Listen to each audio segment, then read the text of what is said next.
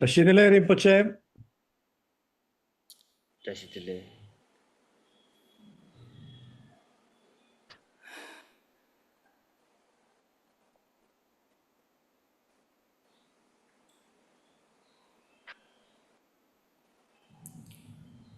Tashidele and good afternoon to all of you.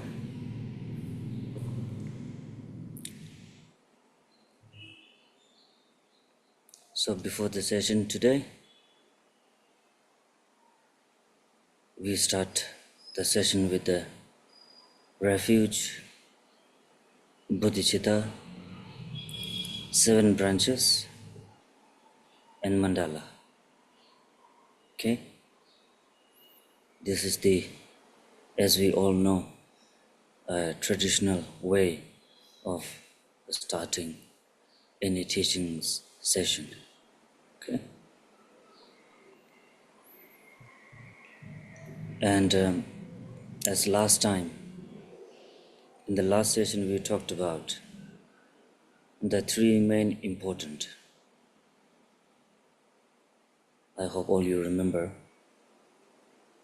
that first is the preliminary session and then the main part session, and the third, the conclusion session. So therefore, during the teachings time, the first, when we start from the refuge, bodhicitta, 7 branches, and the mandala, this is the part that the first session, the preliminary. And during the whole teaching session, it is the main session, the middle part.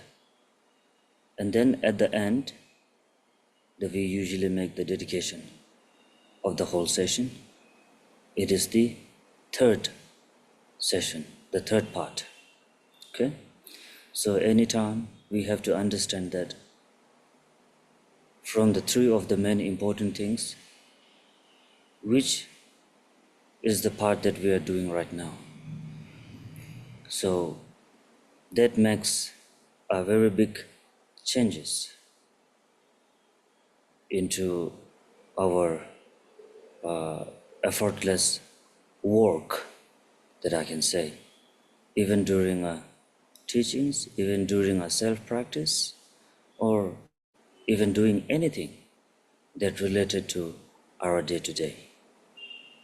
Yeah.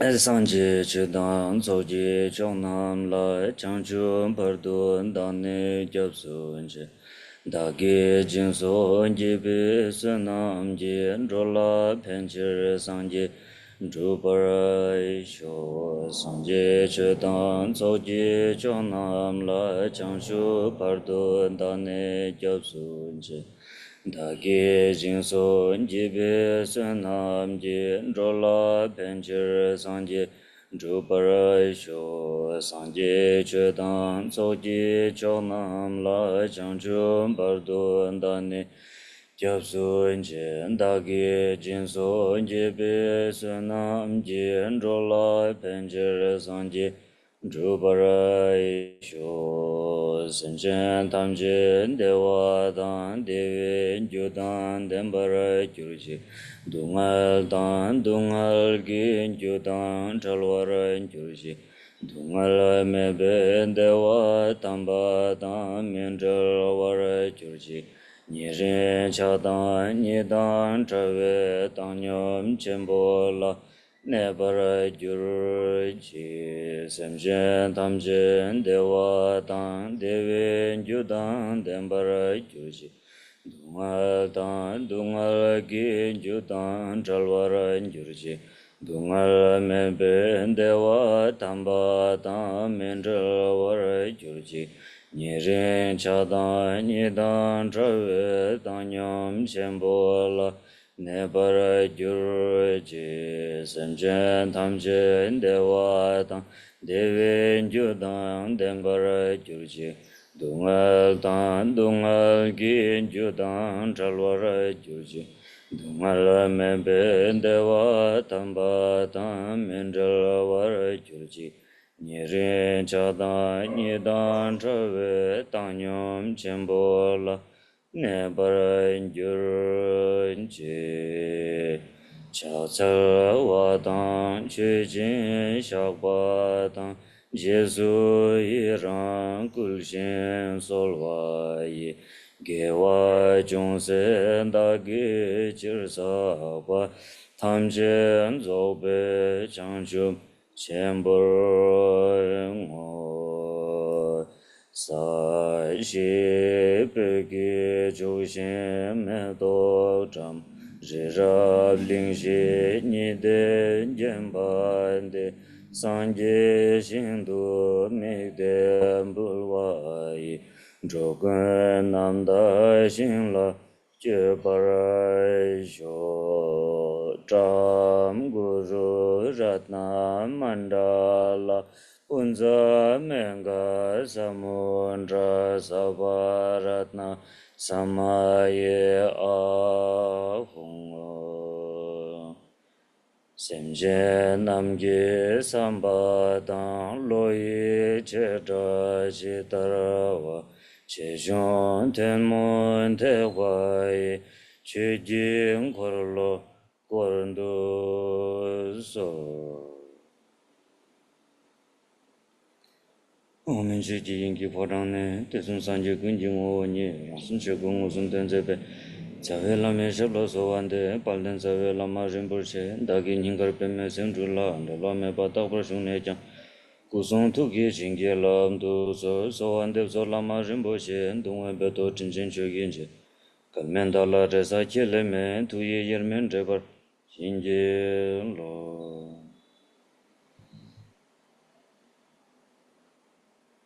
Namka Danyen Besim Jentam Jiji Tundu Yang Dawa Zobe Sanji Jiko Bang Rinpoche Topra Cha De Topra Cha Weche Du Tongmar Tempe Chue Samo Nyene Teba Samba Ngumbe Ngilagi Nguba Yimbe De La Yang Talen Topra Cha We Rimbara De La Yang Kulonda Kunju Sangbu Tone Senguba Yimbe Tamche Tedar Tula Shakde Sembara Shu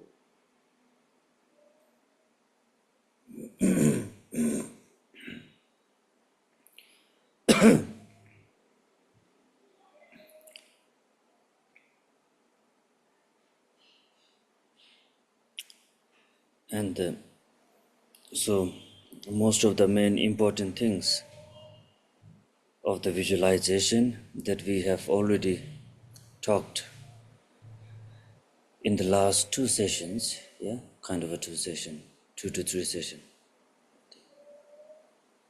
So when we talk about the visualization, the way of visualization, it's a very deep and there is a many ways of explanation because especially in the Buddhist practice, in the path of the enlightenment, every topic there is no limit. Yeah. As much as explain, the explanation never finished or never ending. Yeah. There is no never ending. I think Слышно? some they hear the translation maybe. We have some problem with translation. So first, I think we should fix it. Сергей, вы здесь? Вас не слышно.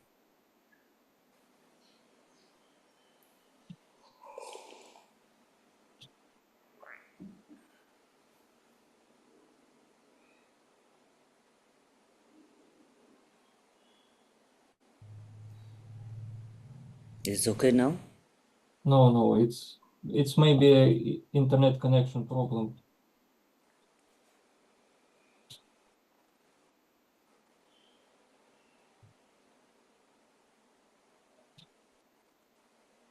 Нет, это у вас, похоже.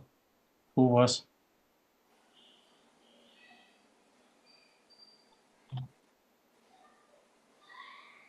Вы в Москве же? Ну, понятно. Ну, безопасность работает. Продолжай тогда. Okay, we can continue. Okay. So in a such topic or such teachings, there is no ending. Yeah? As much as we talk, so 1 day, 2 day, or for 1 month, the topic will never finish. So this is something that the speciality of the path. Until the time of liberation, the teachings never finish. Teachings never end. So therefore, according to our humans' mind or wisdom, we have to take the teachings and we have to practice the teaching according to our capacity. It is said by the Buddha that ngangbe chule oma lembatar. The one sentence, the ngangbe chule oma lembatar. The swan, the swan. Ngangba means now in Tibetan, it is a swan or duck. All this kind we call ngangba. Yeah, ngangba, the name. We have to take the teachings and we have to take the practice according to the duck, that even the duck go all around in the, as much as the pond is big or the lake is big, but the duck, they knows how to take the nutritions. Yeah, the duck knows very well, even into the walks around in the big pond, but duck never drink the water from all over the pond. There is a one side and they know it, they're from where is the nutritions is hidden, and only to that point the duck goes and they take the nutritions according to their understanding. Yeah, the swan and the duck. So it has given the example of this. If we try to understand everything, every details, then that is not possible for the human nature, for the human mind. So when the time will be to understand everything in every details, it is the only time when we truly liberate. When we truly transform the enlightenment, achieve the enlightenment, so then that moment is the time that we can understand everything. Everything. As it says, nobody in this samsara can measure the size of the space except Buddha. Even until now, I can say none of any scientist has measured the size of the space. But the Buddha knows, and he said it very truly. In the sutra it is written that how big the size of the space in the sutra. Yes, we can research and we can find it. So only is the time that we can understand every detail. But until that, we have to take the teaching and the practice according to the duck or the swan, how they receive the nutritions from the water, according to our mental capacity. This is very true, because sometimes due to our pride, due to our pride, that we feel, that we human really feels that, I can do everything. I can understand everything. I understand everything. I understand all the practice and all the method, the skillful method of the Vajrayana and so on.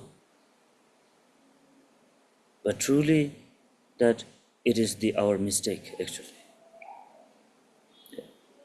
Because due to the defilements energy within ourselves, until the defilement is within ourselves, we could not be able to understand everything. If we try to do that, then it will make more confusion to us. It will make more confusion to our mental state. Really, it is very true. That is the why nowadays the Proudy practitioners, I can say, in the Vajrayana, there are many Proudy practitioners. They feel that they know everything, and even they try to do everything in one time. Really, there are many, few of them. Even in the lay practitioner, they are. Even in the what you call the tantric, the what we call the ngakpa. In the ngakpa also, there are many of them, and even in Rinpoche's form also, there are many. Who think that they understand everything, but actually they don't, because it is not possible until the enlightenment, fully enlightenment. So every time I tell to all the followers, and even I do myself, that when I receive teachings from my guru, from the great masters, maybe for 2 hours or 3 hours, for 1 day or 2 days or for months, but for me also it is not possible to catch all the details of the practice, the whatever he taught, he or she, because mind cannot understand all due to the defilements. So I also do myself, when I receive or listening to the teachings, that how my mind can capture the teachings according to my understanding level. And I remember those importance which I really can understand very well from my own capacity. So I pick all of those and then try to apply, and try to day by day try to apply and try to research on it. And when we try to research on those, then that increase our mind capacity. That teachings and that practice will increase our mind capacity. So time by time, when our capacity of the mind increase, and as much as we could be able to increase our level of the mind, according to that, we will be able to purchase or understand more and more deeply the more further teachings. So this is the actual way that how to listen and receive the teachings to ourselves according to our mind ability. Okay? If you try to understand every detail and every corners of the teachings, then mind really get confused. And then later, after confusion of the mind, then we start getting the frustration. Mind definitely get frustrated. when mind get frustrated, then the consequences is that we feel less interest in to do anything. Our interest will getting less and less, then we really feel teachings and all this practice are not my type. Really we feel it. Really it happens. Then we feel teachings, all the practice are very difficult. I cannot do that. No. Then we try, then the give up, the giving up will definitely comes into our mind. Maybe I should give up. Yes, because I cannot understand. And then slowly, the ability and all the interest getting low and low and low and low and low. The positive energy will fail. And then we come back into our normal life as we used to be. Yeah. And once the energy, the good energy gets down from the mind, then the defilement energy will increase. Then anger. And then one more important, most important thing, what will increase? The increase that what you called in Tibetan, the lokta, a wrong view. Then definitely, the first of all, for most of the practitioners, to distract and to disliking the practice, it is start from the wrong view, especially for the practitioners. Then the wrong view will definitely increase. When our mind get frustrated on the teachings and practice, so that makes from the wrong view. Then we think, the teachings and all these great practices is just for the someone, it is not for me. Or maybe I'm right, my mind was right, maybe that there is some mistakes in the teachings.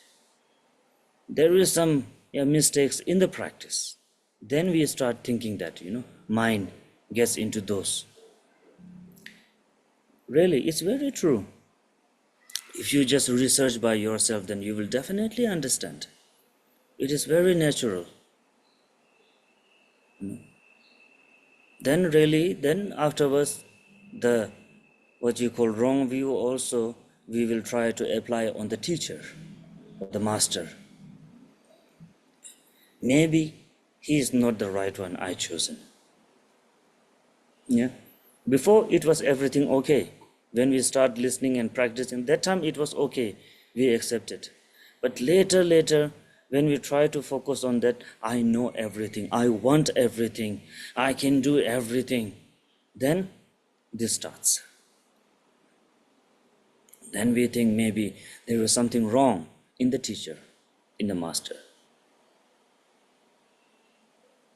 So then all these kind of things will increase. So therefore, first of all, whenever we try to listen the teachings and we do practice, so that is the main thing, that why most of the experienced master, why they don't start the teachings or the teachings with some kind of a high tantra or kind of a high realization or high practice. Why?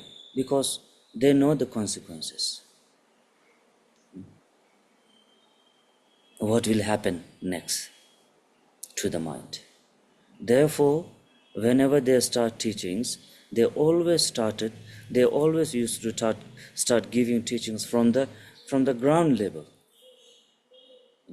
From the ground level, from the basic level. So from the basic level, then slowly, according to the time, days and the months and the year, then they increase the level of the teachings. It is because of that we all student or follower has to understand. Because nowadays, in the many of the followers, this is the very much lacking. It's lacking. That is why when we just enter into the Vajrayana, we always request for the teacher or master to give the high yoga practice, yeah, high tantra practice, like Haya Girva or Kal Chakra. Yeah, from the beginning, we always, yeah. And when the teacher will talk about some kind of a refuge or bodhicitta, and definitely we follower doesn't like it. Because the proudness is within ourselves, the proudness of I know everything. I want everything. And that is why we feel that bodhicitta I know very well. Refuge I know. Yeah, refuge is that the taking the following and then following the what you call the triple gems. I know that. Bodhicitta, when we said about the bodhicitta, I know bodhicitta, yeah, bodhicitta is the mind that which is a very compassionate mind. Yes, I have this already. We really think that. So that is the why whenever the teacher starts with the bodhicitta, we dislike it. Yes, it's true. Just check within ourselves, yes or no. Within ourselves, then we will get the answer by ourselves. And probably then when we start asking about some higher practice, and then that time most of the followers just keep quiet. Why? Because in actual they don't know it. They feel that they know everything. But when we start asking them, then somehow they scratch their head. So it's due to that. So that is why, as much as we try to listen on the refuge and the bodhicitta, every time the teaching is different. Every moment the teaching is different. Yes. Today, if you go to listen to the teachings of refuge and bodhicitta, and tomorrow again you go and listen to the same topic of bodhicitta and refuge, you definitely find a difference somehow. Each and every time in the teachings of same topic, but definitely we can find a different meanings and different understanding also. We will be able to learn more and more different things, even into the same topic. Yeah? This is the why, because it is the endless. The teachings are endless. The teachings comes from the mind. Teachings comes from the experience of the ones. The teachings never comes from some book or some written. The book and the written in the books, and these are the only a kind of what you called a permanent what you called permanent evidence, I can say. Permanent evidence, that's all. Evidence of the people to make more belief and more trust. If we say something there is a written in that book, then only we human being, our nature, going to be accept. Yeah? Because our minds is like that. If we say something which is not written in the book, we usually don't accept. And this is something, a gossip that he is telling by himself, that's all. It is not written anywhere. We definitely feel it. Because from the childhood, we learn from this way. When we go to school time, yes, we believe on the book. And even that time, if the teacher is talking something beyond the book, then definitely the student also, they don't believe to the teacher. Yeah, from the childhood, we, how to say, we become like that, we make ourselves like that. So even when we go to the some practice or some path, we always try to, like, point on some book, whatever he is talking and his topic is written in which book. We try to focus on a book, We never feel that, yeah, this is the great really teachings that coming from the depth of his enlightened wisdom. We never feel. We never feel. We always think that, whatever he is talking, he learned from which book actually? We focus on that. Does it said by Naropa? Does it said by Tilopa? Or does it really said by Guru Rinpoche, Guru Padmasambhava? Or who? We focus on that. Yeah? This is our nature. So that is the one kind of I cannot say a main problem, but it's a kind of the problem that why we could not be able to achieve in our daily practice. It is also one of that. It's because of one of this. So therefore, being a practitioners, we have to be very flexible. Not from the physically, especially from the mentally. We have to be flexible. If you really if you really think that I want to know more and more deep into the teaching, I want to go deep into the teachings, then really, first of all, our mind has to be flexible. We have to cut off the boundaries of the limitation. Yeah, this is very true. If we keep the boundaries and limitation in our mind, then we could be able to learn only up to some category. That's all. We could not go beyond the category. That is why the Buddha, when he sacrificed his royalty, when he first went to research about the source of the enlightenment, first he followed many Brahmas, many sadhus, great sadhus. He learned, he received teachings, and then he went to practice. And even after he accomplished each practice, he could not satisfy. Then he went back to his teacher, and then he asked. He examined whatever he practiced to the teacher, and then he asked that, I cannot satisfy myself. I want to go beyond that. And what his master replied to him, he said, yes, my teachings is only up to this. If you want to go beyond this teaching, better you go and search another one. Yeah?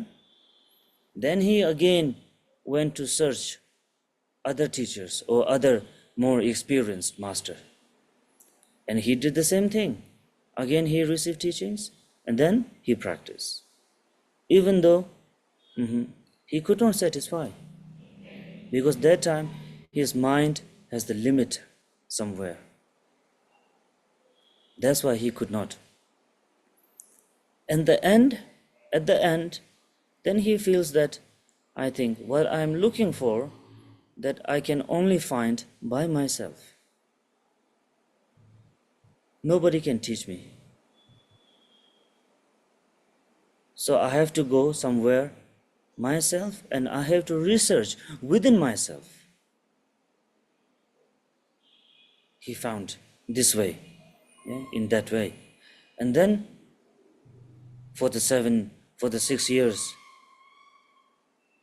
he went some alone, even not with his Dharma brothers and with the 5 Dharma brothers.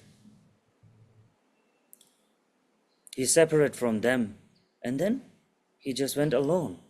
And then what he did, he tried to search within himself. He break all the limitations that which is like stopping or stucking his mind to go beyond that.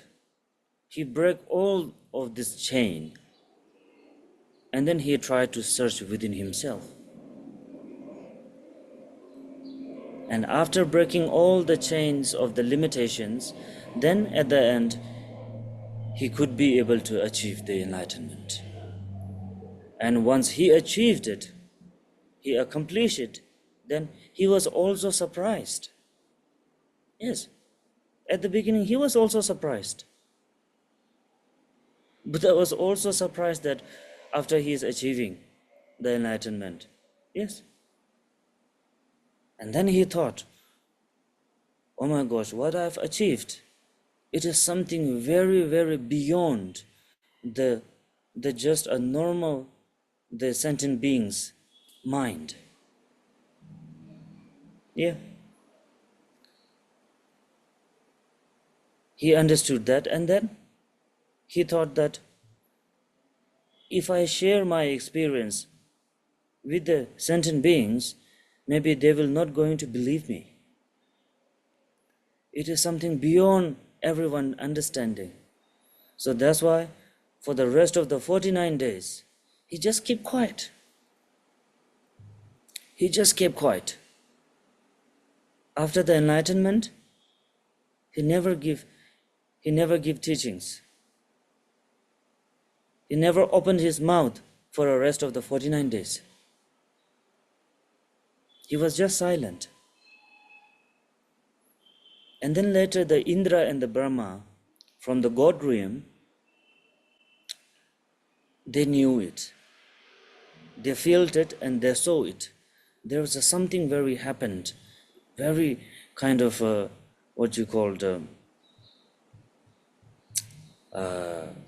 surprising, or like something very much changes happened into the human world, human realm. And when they looked down from the God realm, they saw the Buddha was shining with a very much bright and the gloriness from the outer and from the inner, shining to the all human realms. But none of any sentient beings could realize it. And then they thought, if we kept it as it is, then it will be a very kind of losing things. Yeah, we are losing something very precious. So however, we have to receive that preciousness. And then they come down, both of them come down from the God realm to the human realm in the front of the Buddha. And they prostrate, they circumambulate to the Buddha, and they prostrate at the lotus feet of the Buddha. And then Indra offered the corn shell, the corn shell. And then Brahma offered the chakra, the golden chakra. That is why in every monastery, top on the monastery, why there is a golden chakra in the center, it is because of that sign. The Brahma offered the golden chakra, and Indra offered the conch shell. There was a two type of conch shell, which is one is the left side rounded, and one is the right side the rounded. So Indra offered the right one. Yeah, they put this front of the Buddha and they requested. So now please gives us your precious experience to liberate all the sentient beings from this suffering samsara. You are the only one. And then he accepted. And then also he thinks a lot, he thought a lot, Now from where I should start? From which part I should start? According to the sentient beings' understanding ability. Then he chose, now I should start from the Four Noble Truths. which is the most of the important for all the sentient beings to understand, that they are living in the samsara, but still they feel the samsara is full of happiness. So first, I have to start from the Four Noble Truth to gain, to increase the sentient being's mind. Yeah. So then he choose from the Four Noble Truth. And also that time he choose the five main his dharma friends, dharma brothers, who also had a wrong view towards the Buddha during the practicing time. Who said that the Buddha is doing a very fake. He promised that he will not going to eat anything until he achieve, but he eat it the rice milk, from the Sujata. And that's why they are totally like disliked Buddha. And they left from the Buddha and they said, you are the fake. You are not the right one who really like follow your promises. And then Buddha thought, yes, first I will start from them, my five Dharma brothers.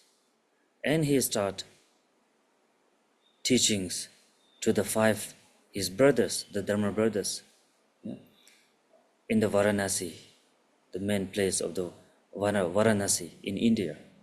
He start, and that time, the two deer, male and the female deer, just come across, and then they set into the two sides of the chakra, the golden chakra. One is the male and the one is the female. Because Buddha has after the enlightenment, he give teaching in one languages, but due to his speech power, that one language, all the sentient beings can hear, understand the language. For the animals, for the bird, they can hear from the bird language. Yeah. For the human, they can listen from their own languages according to their countries, different languages. And then also the God can be here from their God language, and even the Naga also can hear from the Naga language. And all the spirits and the Maras, they can receive from their own languages. So from that time, how the main sign, the logo or the sign of the Buddha, the Buddhist, is begin from that moment, center the chakra and the two deers at the side by side. So, according to that, Buddha has also given the teachings from how he started. So from ourselves also, whenever we start to listen to the teachings, we really have to listen according to that. Not with the prideness that I understand everything, I know everything. Not relying on some book, some sort of paragraph. Relying on the great experience of the master or the teacher, whoever is giving the teachings. Books are for the temporarily, just to make sure, that's all. Just to make sure. If you go through some book, then we can only understand up to the book. If one book finish, then our teaching is also finished. Then we could not be able to understand more and more deep, more and more deep inside. We could not. So therefore, book is just for relaying, according to the human understanding. If somebody said, from where is the written? So that we can show in this book. So that human will going to trust and believe. But real teachings comes from our experience. How deep we can get into, as much as we can understand more deep. Okay, so this is the main kind of why I'm telling this, because it's also a very important part. If we really want to make ourselves to great into the practicing or deep into the practice, then we really have to make this first, understand this first. Yeah, and then everything we'll understand by our experience and our practice level, how we increase it. As much as we could increase the ability of the mental state, then as deep as we can learn and practice more and more further. Okay? So this I just feel like to share with all of you, because I just wish that whoever listening to me, that person should be a kind of a more understandable one. Yeah. Really, as much as we get more understand about the teachings and practice, we definitely, the person or the human, at the same time, we definitely get more and more down to the ground, more and more down to the earth. That is the quality, actually. To have this, we are practicing. We are practicing not to become a more proudy, or more aggressive, more jealous one. Yeah. We are not practicing for that. That is why I am telling, during your practice, look yourself, watch yourself. With the practice, daily practice, you are getting more aggressive, or more confusion, or more doubtful one. Which one? Just look yourself. And then you will get to know whether your practice level is on the right track or the wrong track. You will get from it. Check your mind. If you are receiving more peace to the mind, then yes, somehow you are going into the right track. And comparing yourself, not comparing to others, no. Practice never ever led you to compare with others, no. If you are comparing with others, you are not doing practicing. You are competition. You are somewhere in the marathon. Yeah. You are somewhere in the marathon, which is always competition, you know. I run more faster than that. You know, I can swim more better than that. It's a marathon. It's not a practicing. You are running into the competition. You are not doing for yourself. You are just doing something to show off to other. That never gives you a knowledge. That never gives you an experience. No. That always gives us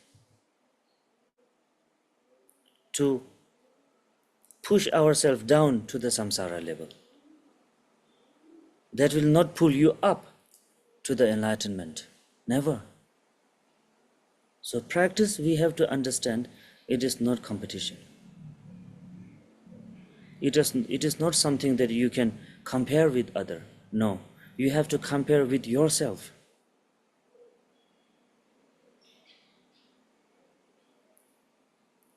In the school, we always in the competition, yeah? So that is the why after we learn something, we graduate, we feel proud. And whole life, we are after the competition. Yeah? We are after the competition. Always we are comparing with other, our colleague, yeah, our college friends and so on. We are always competition. So then life also ends up with the tiredness, yeah, too much of tired. And then later on we retire. And then we just think about, oh yes, once upon a time I was running on that track. Yeah, that time I lose, that time I won. We always think about after the retirement. So that gives us sometimes regret, sometimes so on kind of a happiness, and sometimes also sadness. Yeah, at that moment I could not really achieve that because there was someone who was better than me. So that's why I could not do that time. Then regret. In the practice, regret should be never there. No. In the practice, no regret. In the practice, there is no, sadness or regret or something. Never. It shouldn't be. If there is a regret in practice, if there is a mood swinging, happy or unhappy or something like that, then really you are not doing a practicing. You are competition. You are in the competition track. Yeah, your competition track. So that really we have to understand all the times.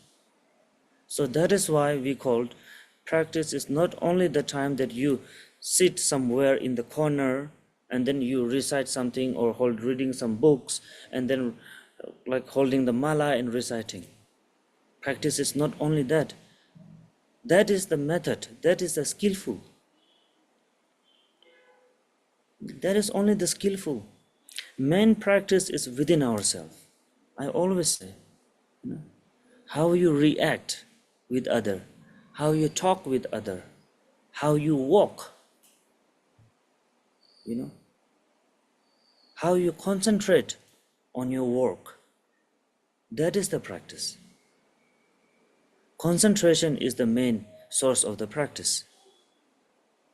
Concentration. Concentrating not on others. No. Never concentrate on someone's in the practice. If you concentrate on someone's others, then you will fail your practice. You could never be able to achieve in your practice.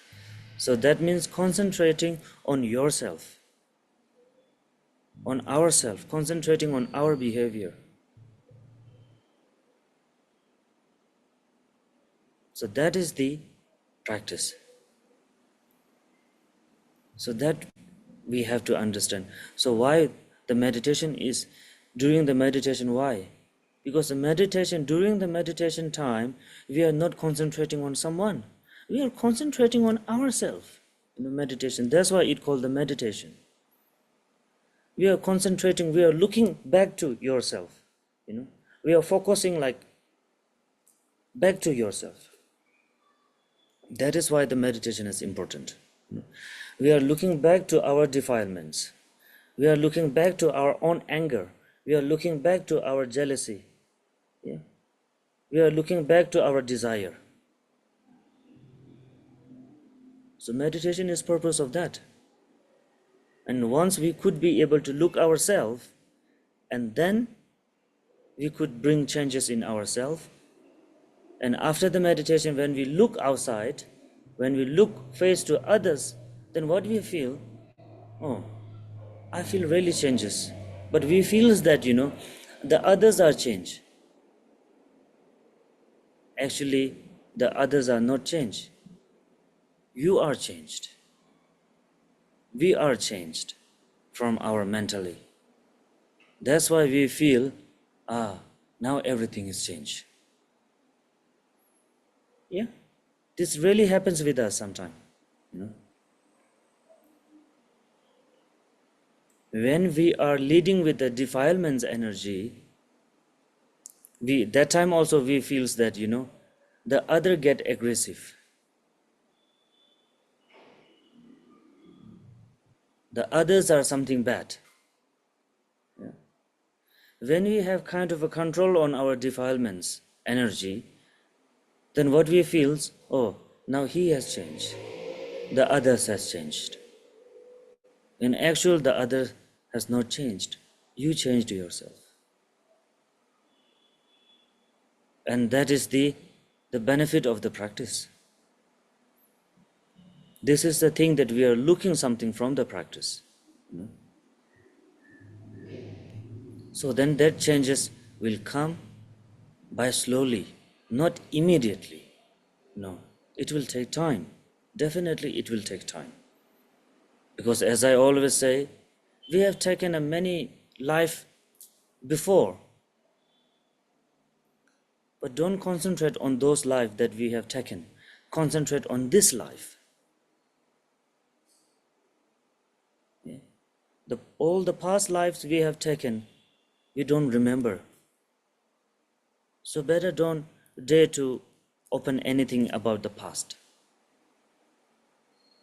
But this life we remember. We have a full of conscious. Yeah? We understand each and every moment. So just feel like this is our first life. Yeah? This is our first life. So from this life, I promise myself that I will not waste. Yeah? I will not waste this life as I waste many of the thousands or limitless the past life. So from this life, I will not going to waste it. I will going to do something meaningful for myself, and through myself, then I will do something for the sake of the sentient beings. And this is our power, our energy. So through this life, then I will promise that because I am in the Vajrayana practitioners, so Vajrayana is the thing that it says, if you could really be like one-sided concentrations and the very, very kind of a disciplined, then Vajrayana is the method to enlighten in one life, one body. But due to our work and our duties, because we are living in samsara, so we have to fulfill everything for ourselves, for the families, and so on. So therefore, it says, if we really, without any wrong view arising in the mind, we will not take more than 3 lives to achieve the enlightenment. So this is something that really is special things, that we are in right now, in the path of something that we could be able to achieve in the 3 life, the fully enlightenment. So this is our opportunity, So we should never waste our opportunity. But sometimes I can say, for everyone happens, because due to the samsaric environment and so on, sometimes our emotions, not will be stable all the times. Yeah. Due to ignorance, sometimes it gets up, down, but we have to try ourselves to maintain it. Because this, we have the power, energy in ourselves to maintain it. Yeah. So what the practice makes, practice always makes us to maintain, to balance into every emotions. Yeah? And gives us a strength to make balance. In the normal life, the negative energy leads us, isn't it? We are always after those negative energies. But after being a practitioners, we have to keep in the mind that all those defilement energies should not let them to lead me. That is important. We have to keep in mind. Yeah. I will not let them to lead me. I will lead them. Yeah. I will lead my emotions. I will not let my emotions to lead me. So on that, we have to try. One time try is not enough. 2 time try is not enough. We have to try more and more and more.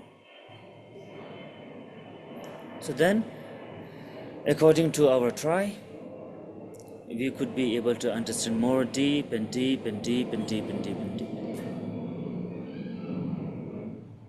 So the level of doing the practice, the track is like that,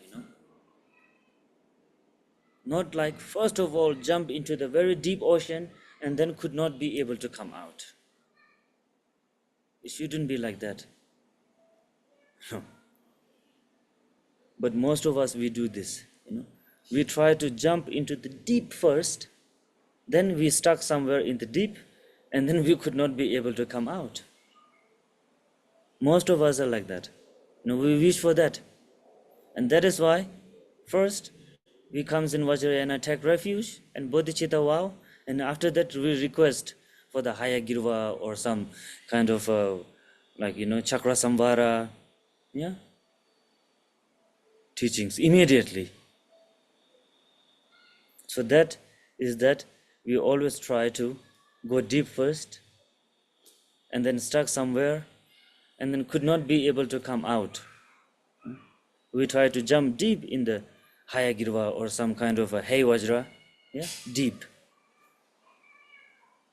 We jump into the hay vajra, and then we could not be able to come back into the Tara or Chandrazik or somewhere, because we stuck in the hay vajra. So never should do this, okay? And always the visualization, as we usually talk, the visualization. So the visualization teachings is also limitless. The teachings, the way of visualization, sometimes, I can say most of the time, we could not find in a book. The whole detail we could not find. The whole detail we have to understand by our experience. So that is the why I said we have done 2 times or 3 times visualization sessions already, but until now it is not finished yet. So this is my point, that what I'm trying to say. The teachings never finish.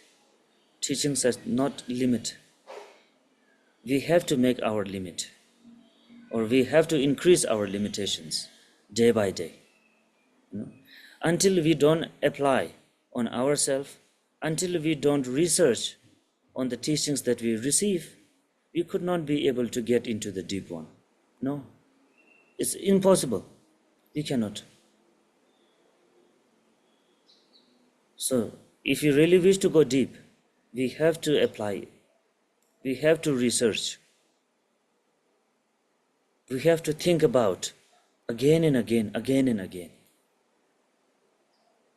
Then we could understand the deeper one. Okay? So even though there are many practitioners who always do the practice, reading and some sadhanas every day, daily practice, but we usually forget from the beginning, before starting the teachings, the bodhicitta mind has to be really, really powerful to accomplish the 2 hours or 3 hours practice. First of all, we lack in this. We just read Asemchen Thamche Deva Tandeve Yudan Dember Juji Asemchen Thamche Dungan Dungan Yudan Tower Juji without thinking anything in the mind. Maybe sometimes, but every time, not. And even during the practice, we forget the bodhicitta mind.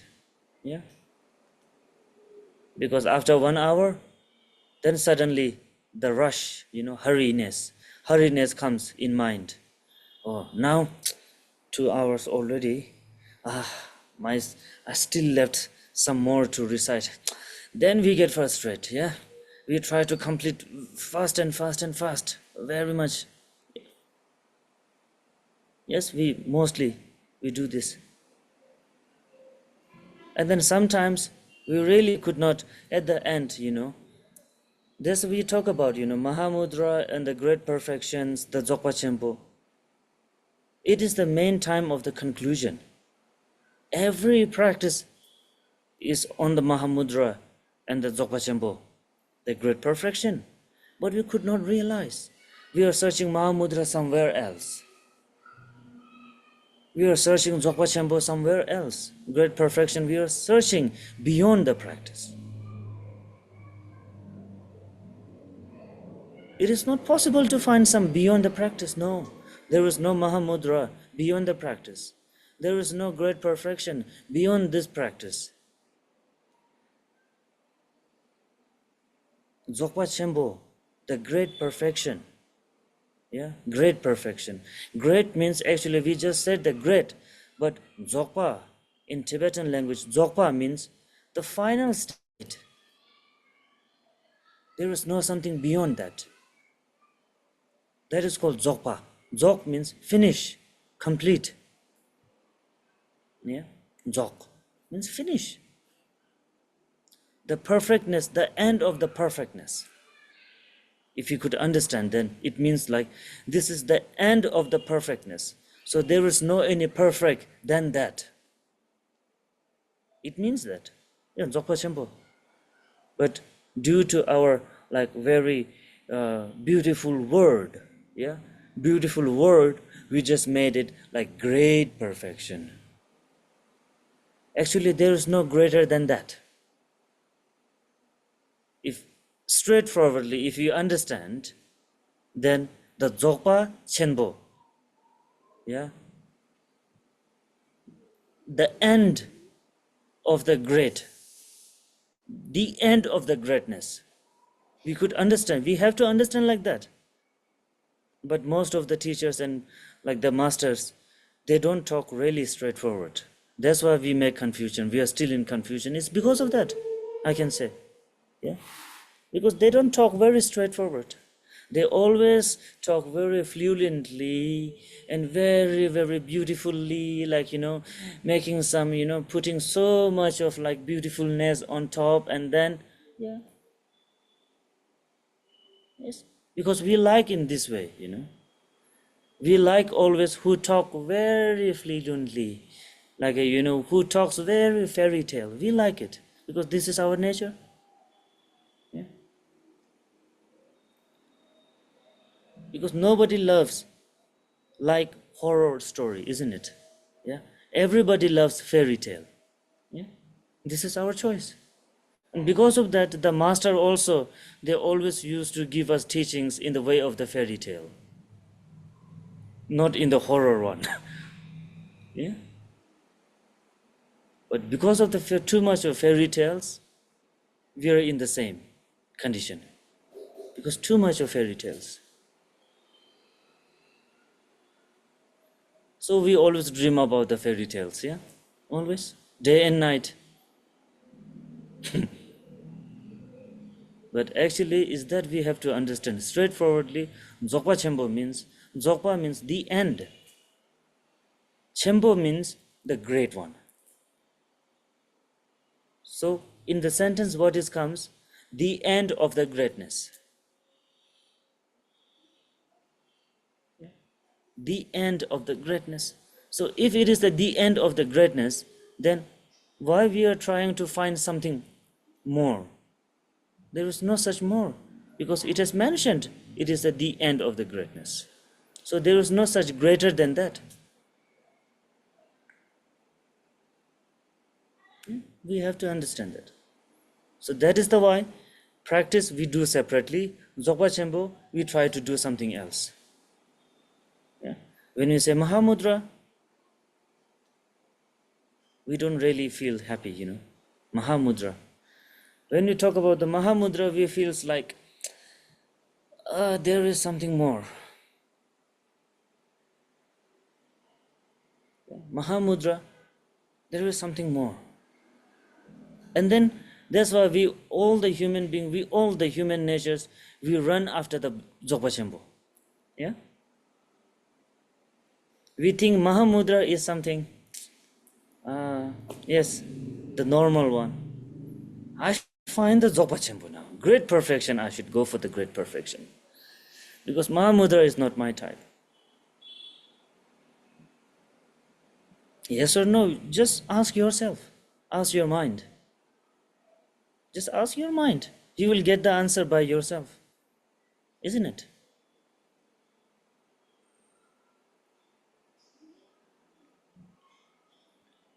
When we talk of Mahamudra, we don't satisfy really, no. We don't satisfy at all, no. I think 95% we don't satisfy.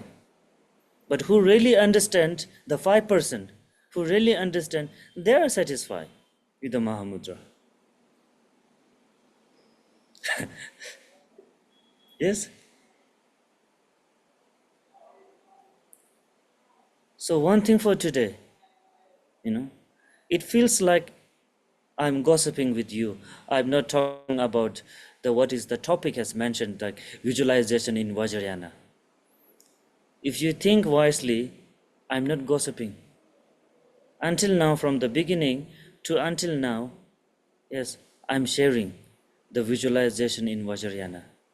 Because these are the real things that we have to understand, If you really want to do a perfect visualization, these are all we have to understand.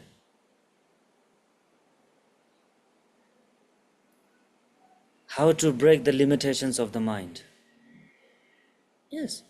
If you want to become a very great visualize what you call the visualization, yeah, if you want to bring a greatness, the fruitful visualizations, then really we have to try to break the chain of the limitations of the mind. Yes. Then you will get into more and more deep and more clear visualizations. Yes. There is something is stopping, stucking in the mind. That is why when we try to visualization on the eyebrow, we forget the lips. When we focus on the lips, we forget the forehead. Yeah. When we are visualizing the face, then we forget the chest part. Yeah. Because there is something that's stopping us, There is some boundaries in the mind that not letting us to focus on the whole part in one time. That is why we call the meditation is needed, because meditation is the main key point to open the boundaries, the chain of the boundaries, the lock of the boundaries. This is the meditation, why we focus on the meditation. The meditation is the main key point to open the chain of that limitations. So through the meditations, when we could be able to break the chain, then mind is a free. Mind is a free. Now our mind, it is something, the elephant which has totally knocked with the chain in the zoo. Yeah? Our mind is like that. That is why we could not feel comfortable on the visualization.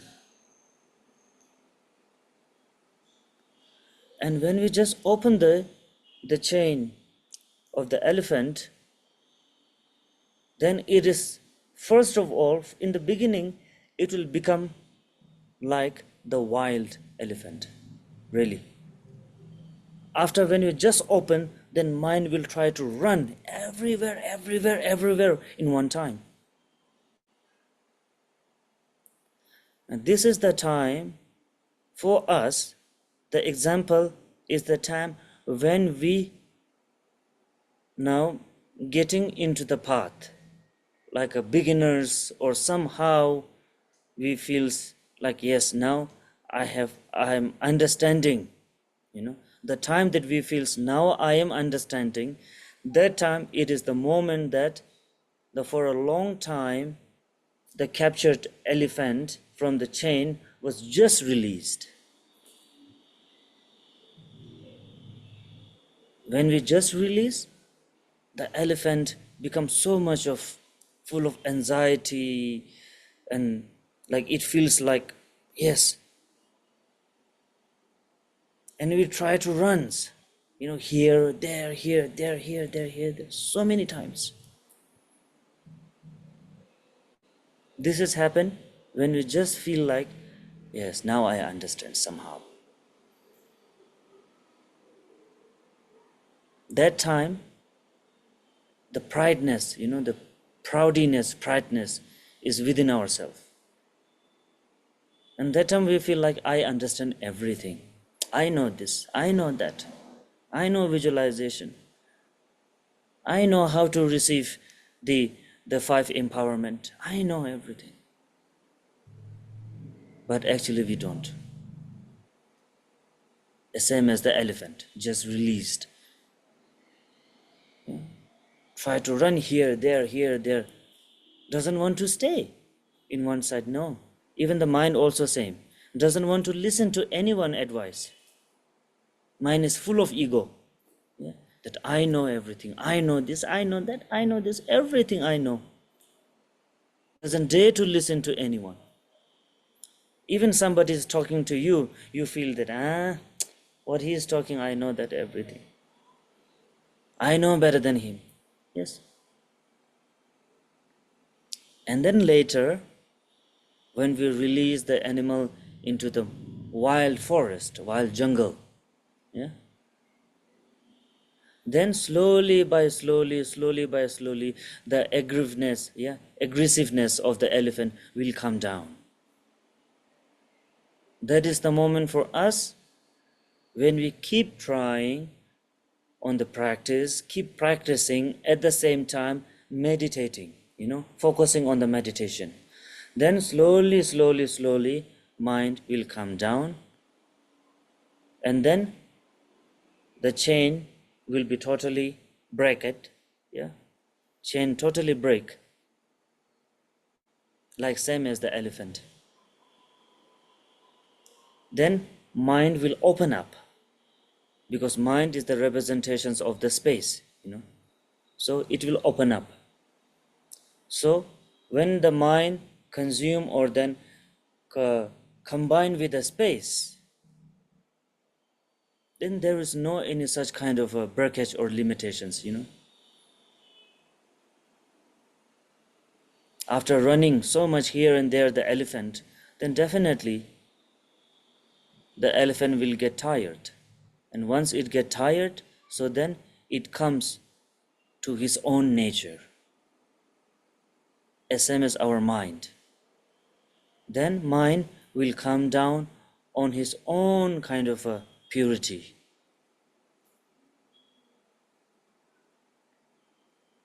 Then after that, when we focus on any kind of a visualization, then mind has a full of time, full of energy. Then the visualization also we can do more properly, into the more proper way, without any kind of a stress, without any source of a pressure on the mind. We could be able to focus more and more, clear and clear, day by day, days and months and weeks and years. It will be more clear. Yeah. So these are all the what we call a method, the skillful, the Vajrayana is the skillful. Skillfulness, it is the Vajrayana that we are practicing. If there is no any such skillful way we could find, then we are not really practicing a Vajrayana. No.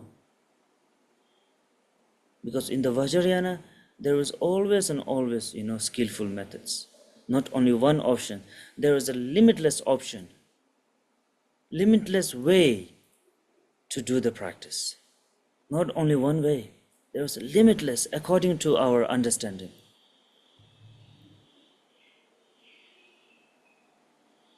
And then the proper visualization comes from that way. When you try to break the chain of the mind through the meditation and to make mind more capable, more energized. Meditation is the key of the energizing the mind actually. You can also think about in this way. Yeah. It is the booster, the mind booster, the meditation.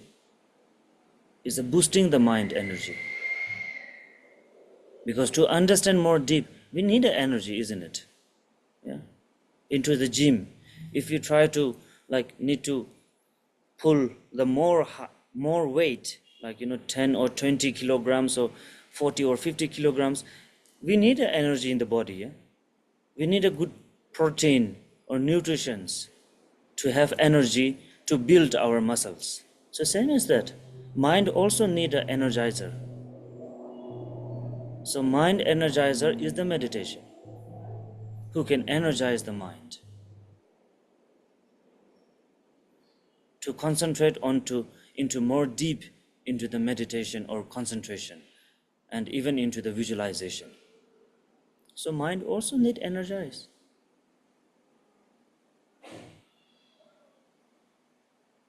As same as I'm not only talking about the practice, even into our day-to-day, mind need the same thing. Nutrition or energizer, mind need a booster. If you want to work in your office properly, if you want to complete your work properly into your job or into your office, still you need a mind. Yeah? Focusing, you have to focus from the mind. Yeah? So mind also need energizer, the booster. That only meditation not only makes your practice life better, even into your day-to-day life. It will give you more power onto the concentration. Yeah? Concentration and also protection from all the negative energy, negative emotions. Yes. Not only during the practice time. Some people may think, he is giving a teachings about the religious. No, the Buddha path is not a religious. Buddha is not talking about the religious. Buddha's teachings and Buddha's practice, all the yanas, the Vajrayana, Mahayana, or the Hinayana, all the yanas are it is the what you called, not talking about any religioustic. Is talking about the main human nature. It is talking about how the human being, the human has to be. Yeah? The human nature, it is talking about the human nature. How we human really have to be. We are a human, not an animal. Yeah? Animal natures are like that, aggressive, anger, and so on. But human nature is not the aggressive nature. Human nature is the love nature. Human nature is the compassion nature. Human nature is the kindness nature. That is the real human nature. And Buddha, he is always and always, try to teach that things. How to really behave the human. How human really have to behave. And this is the path that we are practicing. That is why we are meditating. That is why we are practicing. We are reciting. We are visualization. Yeah, we are visualizing because of that. And this is not only like talking about, I said, the religious or some kind of a practice. This is also related with our day-to-day life. As I usually telling you all that Dharma practice is not different than our day-to-day life. And even day-to-day life is not something different than our practice. Yeah. So in this too, we always have to know life is not different than the Dharma. Dharma is not different than the life. How we walk on the Dharma path, at the same thing we have to walk. We have to walk, in our day-to-day life. It's the same equal.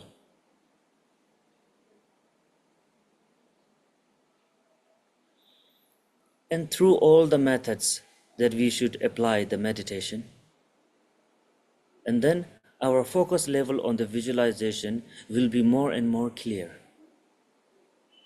Yeah? More and more clear, then we could be able to focus on whole part in one time. Like from head to toe, we could be able to visualize proper way. So for that, we should not never hurry. It should not be like a competition. It should not like competition, never. We always have to give time to the mind. If you really want to understand the great wisdom, then really we have to give time. Because we are not used to it.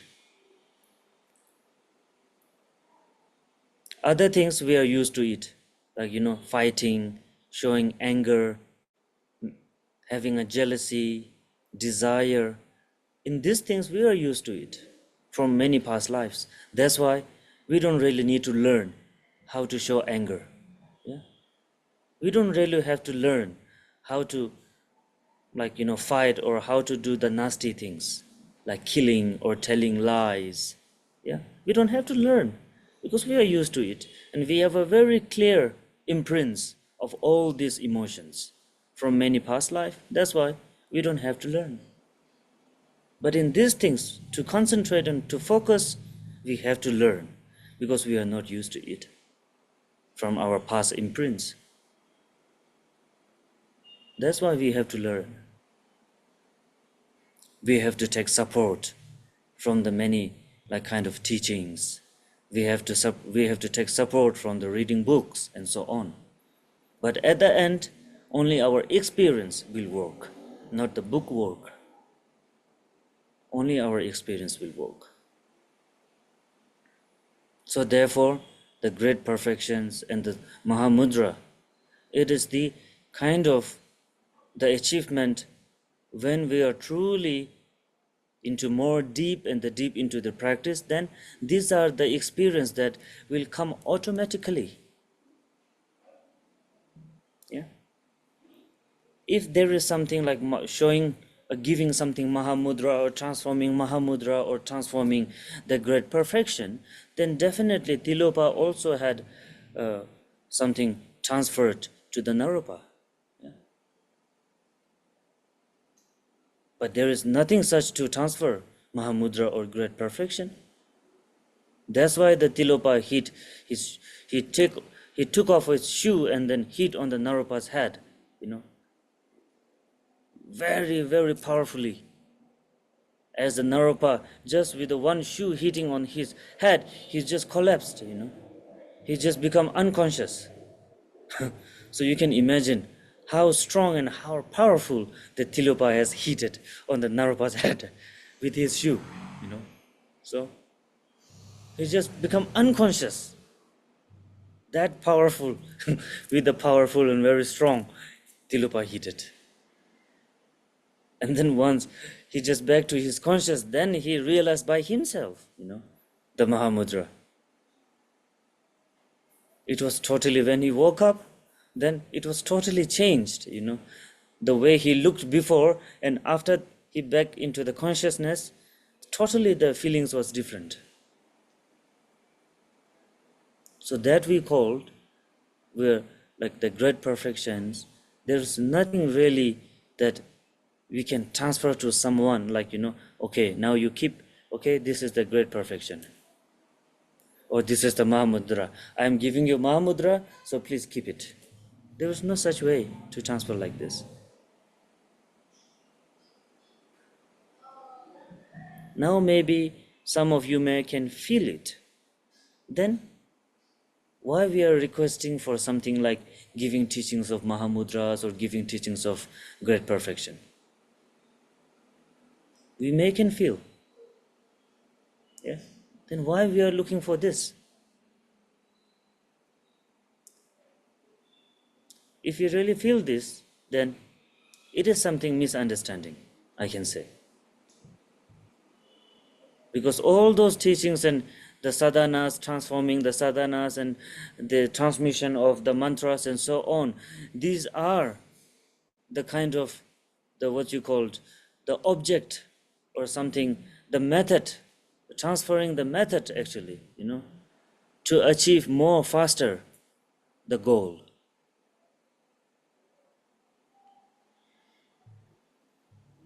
I think the sound has again disappeared, or the translation sound. No translation. Again, something happened maybe.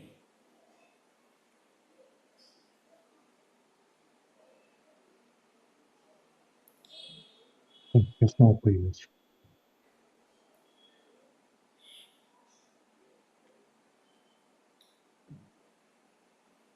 I think now done. Ласорин почала. Yeah. So all this practice and recitations, the transformations of the recitations and sadhana, the visualization, it is the key to achieve the great perfection, to understand the great perfection, to understand the reality of the Mahamudra.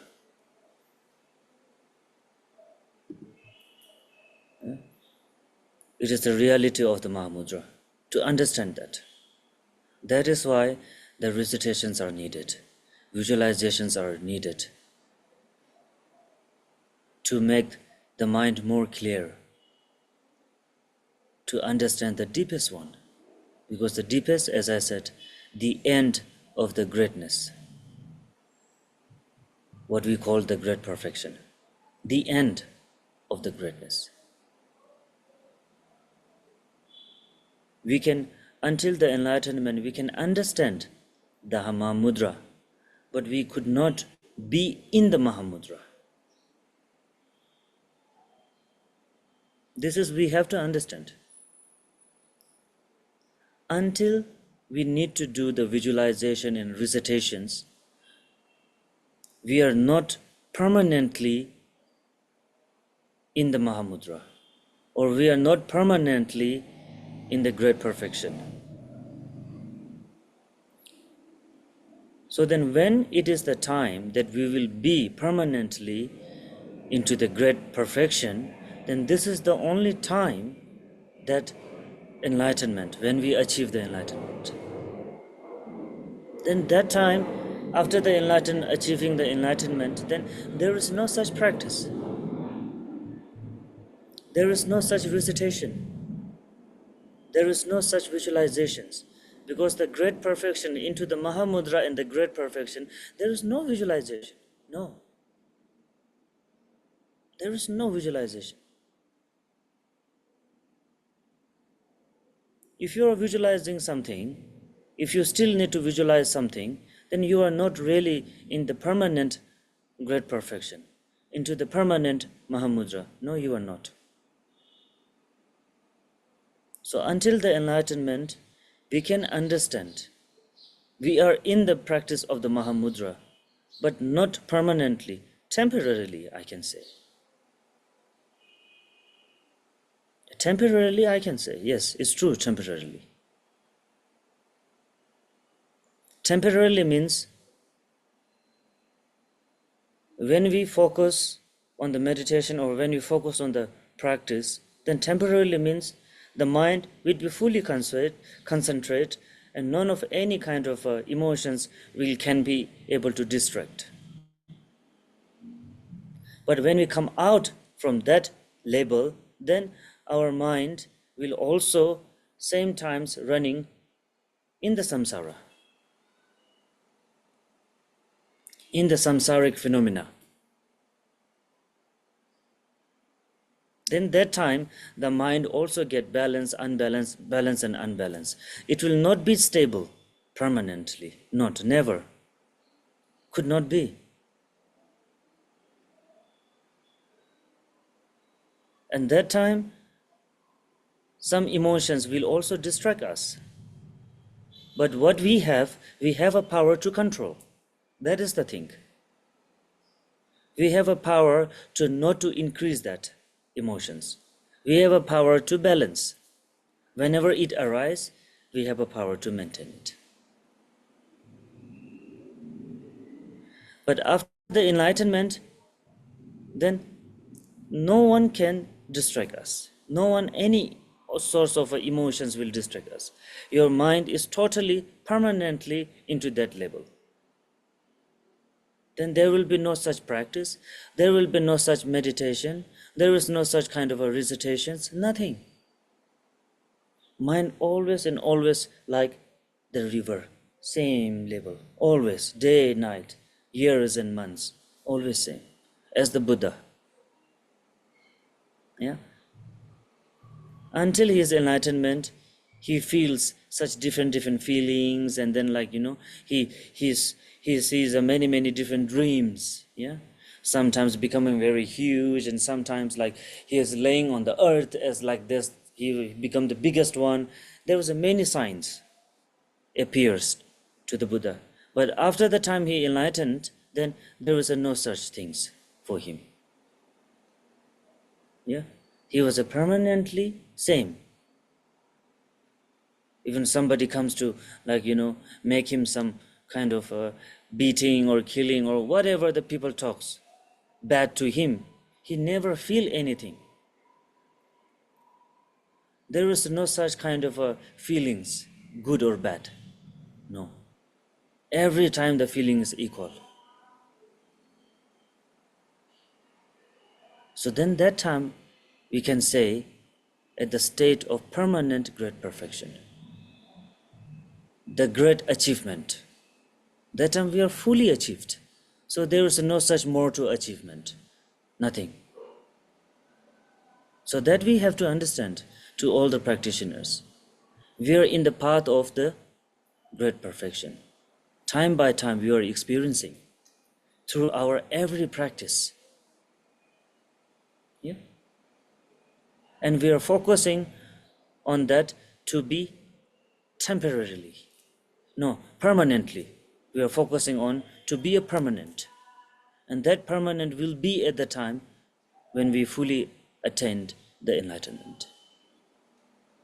And for that, visualization, meditation, all these are all the method and supporter. We can say a supporter. We have to understand in that way, really. It's a supporter. And at the same time, we have to know how the visualizations and all that appear. The appearance we have to understand. We have to learn. We have to understand the appearance. Not like we can say from the blind faith that it can appear somewhere from the sky or appear from somewhere, it comes out from somewhere, doors. There is no such kind of like that. The appearance of the visualizations, it is from the Dharmakaya. It is from the great perfection. It is from the Mahamudra, the state of the Mahamudra. The appearance of the deity, it is from the state of the great perfection. So from the level of the great perfection, so there is no any perfect than that. So from that level, so from that kind of a point or the state, we can say, then the deity appeared. All the deity appears. Guru Padmasambhava, Manjushri, and so on. Any source of a peaceful deities or even the worthful deities, all the appearance is from the great perfection. And the great perfection, now what is the great perfection? Great perfection, it is the itself is the purity of the mind, the nature of the mind. The great perfection itself, it is the great perfection. I mean, the nature of the mind, the pure nature of the mind. To that mind we are calling the great perfection. We are not telling great perfection to someone or somewhere else. We are talking the great perfection to the main nature of the mind. Because the mind itself, We usually say, isn't it? The mind itself is the purity state, is the pure. From the beginning. Mind itself is the pure from the beginning. No one has made it pure. No one has cleaned up. No one. It is pure from itself. Nobody cleared the space, yeah? Nobody went up to the sky and then, like, what you called, chase away all the cloud. No one. No one chased the cloud from the space. Yeah. No one. The space from the beginning itself is the clarity. It was the clear from the beginning. No one just went and then put some soap and then water and then clean up. No one cleaned the space.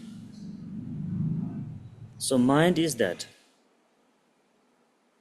That is why we are giving the example to the mind as the space.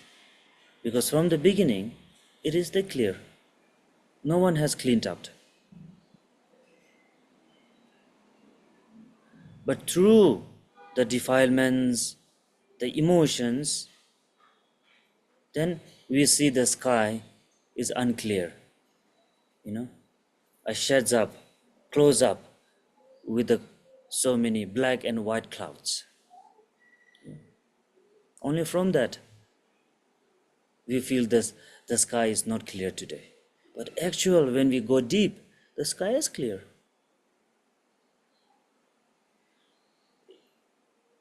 After the purity, after when we achieve and permanently the mind will be into the state of the great perfection, then it is totally like the deep sky. Even there is such big moon and sun, and then there are like millions and trillions of stars in the space, but no one can cover the space. Yeah, there was a countless of stars, isn't it? Yeah, countless of stars. We even cannot count. Even the scientists cannot count how many stars are there. So this is the time when we said, yeah, there is a different name we can call, like, Dharmakaya or the great perfection. All are same, but only the names are different. So when we truly achieve the enlightenment state, enlightenment achieve, then it will be same as the sky. All the negative emotions and so on, it is like those stars. There's many limitless stars, but no one can dare to cover the space. That is what we called the nature, the Buddha nature. Yeah, Buddha nature is like that. When we truly achieve, it's like the space. There are moon and sun, and there are many planets. There are so many planets, so many. We say that all the stars are also the planets. Yeah, but no one can cover. Equal, all the times equal, never change. So that is only at the end when we truly achieve the enlightenment, when we truly in the form of the great perfection.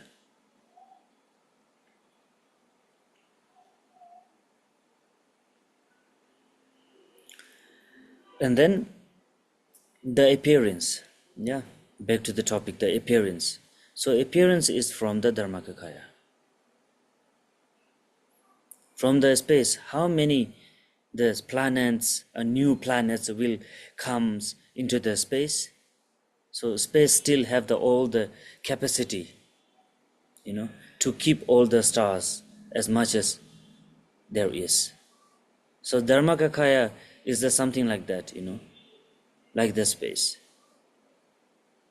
And all the Nirmanakaya and Sambhogakayas are the same as the planets, the stars. From the one space, as much as they want to appear, they can appear. Yeah? They can appear. No one can stop. So same as the Dharmakaya mind, the form. As much as the Sambhogakaya want to manifest, they can manifest. As much as Nirmanakaya form they want to manifest, they can manifest.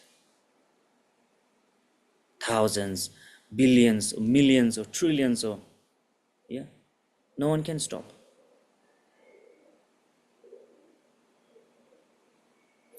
So that one is the human form. Now when it related to the samsara in human realm, then this kind of the example of the space, it is the mind of the guru, the mind of the guru, from where all the teachings and the methods comes from. Yeah. To the teacher, to the guru, if the guru has a 100 disciples, or 200, or 1,000, or 10,000, or 1 million, never mind for the guru. He can lead all his disciples according to the ability of each and every disciples into the practice, into the path of achievement, the liberation. Yeah? Because the one guru can handle all those disciples, isn't it?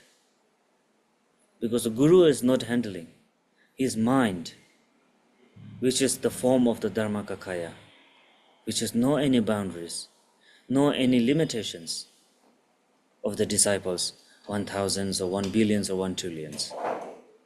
He can handle everything equally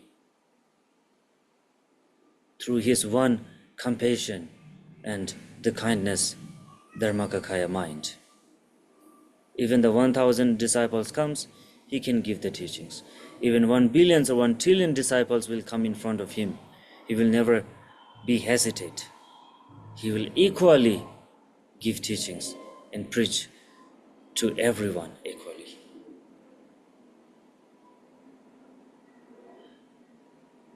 So that is why the main reason that why we call the guru in the form of the Guru Vajradhara, Guru Amitabha, or Guru Shamantabhadra or Shamantabhadri. Why? It's because of that. We are naming to the Guru's mind.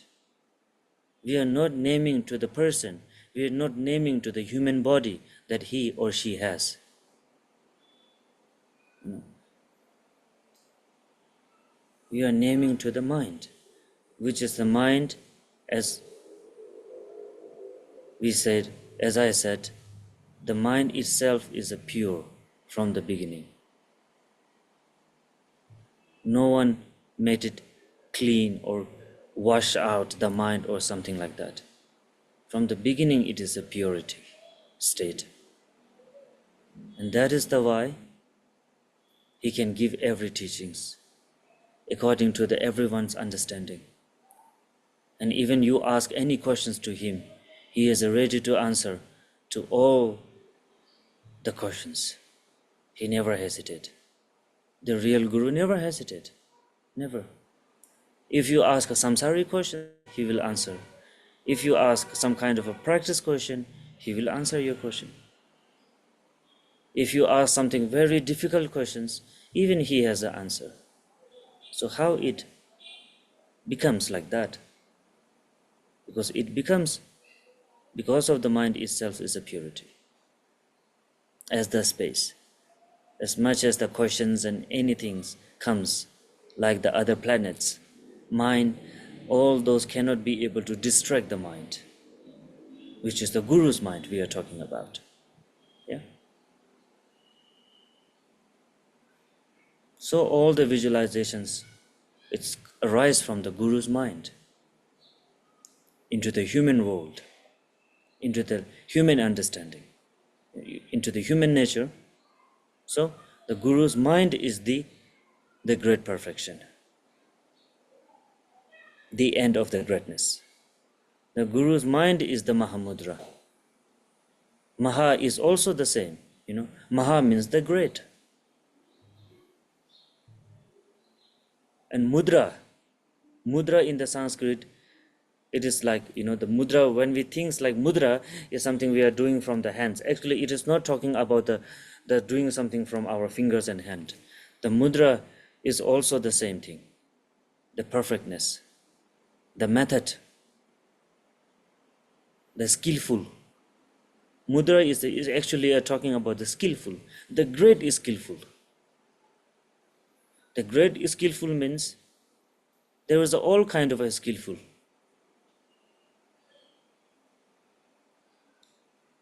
Any kind of skills or talent, we can say. In a normal language, we call it talent, isn't it? Talent, yeah. Very talented or not talented. So we can also understand into a very low language, yeah, very straightforward language, that we can also use the Mahamudra as the great talented. Yeah, the great talented. The person who has a very talented can do anything, isn't it? Yeah. When we say he is a very talented, then right away comes in our mind that the person can do anything. Yeah. How we understand. So I'm just talking into how we human understands. The great Mahamudra means that. Maha means the great, the greatness. Mudra means the talent, the skillful. Who is any kind of a skills.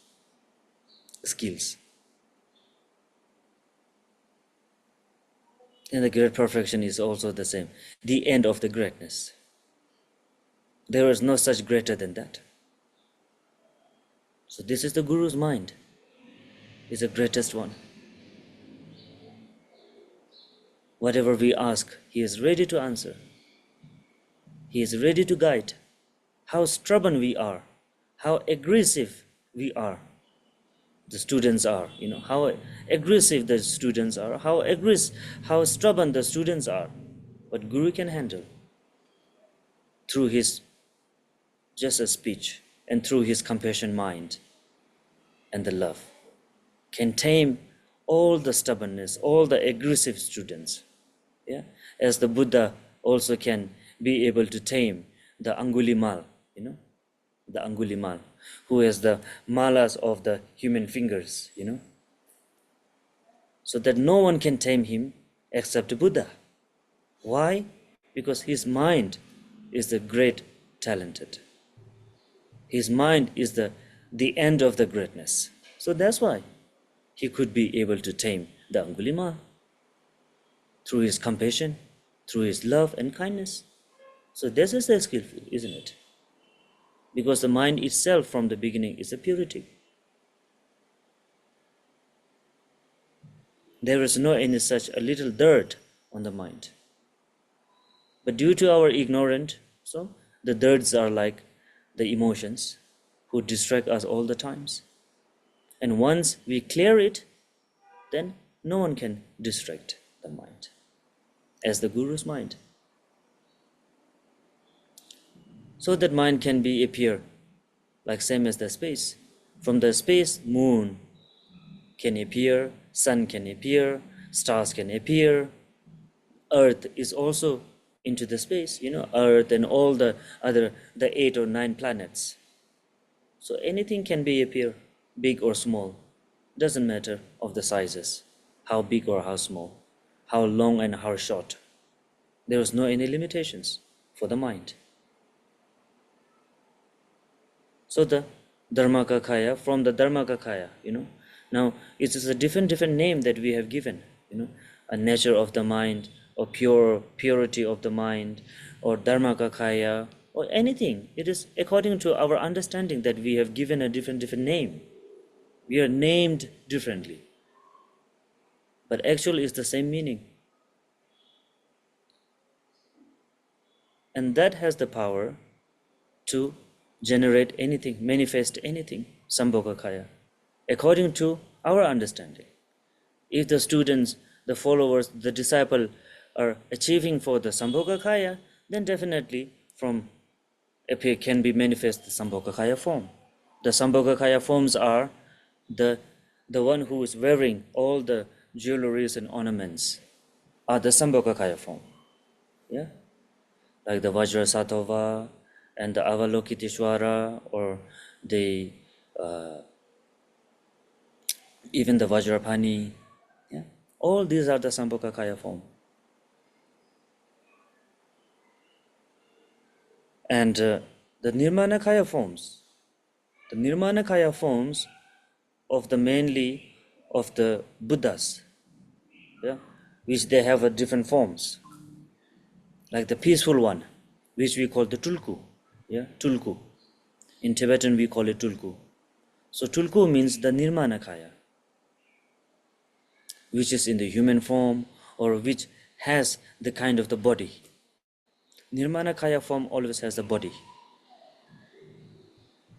And Sambhogakaya forms has not really a body, not really a human body. Sambhogakaya forms are the kind of a visible and also is a kind of a invisible at the end. When we visualize, it feels like it's a visible, yeah. We can see their forms and then all the jewelries, ornaments, and so on. But when it comes to the conclusion part, conclusion means the dissolving part. When it comes to the dissolving, then it dissolves into the one's nature, yeah? One's mind, yeah? Dissolve into the self. Means the Sambhogakaya also at the end has to be dissolved into the Dharmakaya, from where it appeared. At the end, it has to dissolve into the Dharmakaya, because there is no such way to disappear somewhere else. No. It has to dissolve into the same. Yeah? Like the stars. How they shines from the space, isn't it? But when in the morning, yeah, at the noontime, like when there is a sun and there is a clear sky, we cannot see them. It's invisible, because that it doesn't mean that they're not there, but still they're dissolved into the space. Yeah. They have not disappeared somewhere beyond the space. No, there is no such way to disappear somewhere beyond the space. No, they also cannot disappear. They have to disappear, they have to dissolve into the same space from where they appeared. Yeah? The moon and the sun also. At the night, it doesn't mean that sun has disappeared somewhere, sun has gone. No, sun is still there. But where the sun has dissolved into the space. And at the next morning, it will also appear to us from the space, yeah, through the space. It means, for example, the same, it has to appear, manifest from the Dharmakaya. There is no such different ways that they can be able to appear.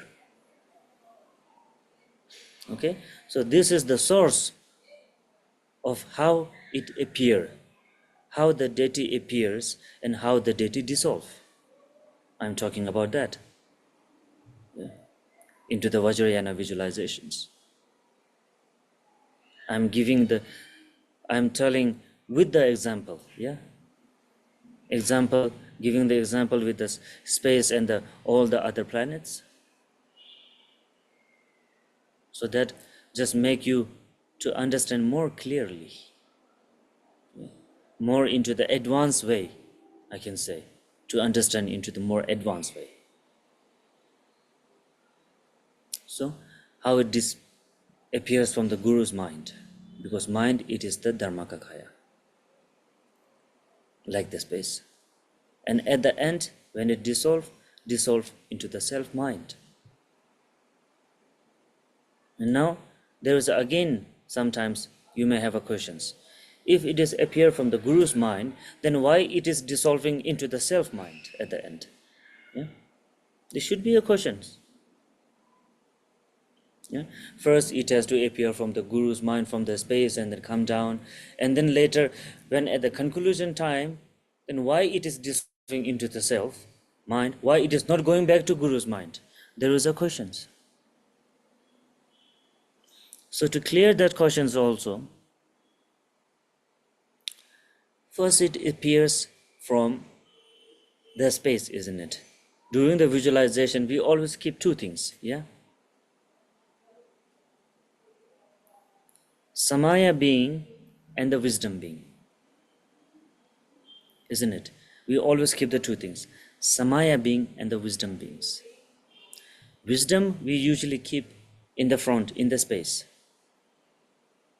And Samaya, it is the self.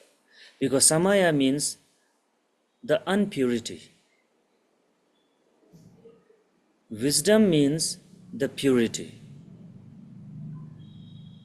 Pure and unpure. Because Samaya is arise from the samsaric mind. Kind of the samsaric mind. Samaya being the self. Because we visualize ourselves in the form of the deity, but there is no such kind of a power, isn't it? Yeah. First, when we visualize, self-visualize, we just visualize from the lotus and so on, but this is the Samaya, which has not any power. It's the powerless. Yeah? Just a kind of a outer form, that's all. So that called the Samaya. And when we invite the wisdom, so wisdom we invite from the front, from the space. Yeah? Now again same thing. The space is the guru. Yeah? During the empowerment time, we visualize self, and then we visualize the appearance of the deity, from the self. From the guru's heart, the syllable and appeared the deities. Yeah? And then at the same time, supported by from the all 10 directions, Pure Land invited the deity at the same time and then dissolve into the ones. Yeah? Into the Samaya beings. So then what happened? The wisdom and the Samaya has been equaled. Yeah?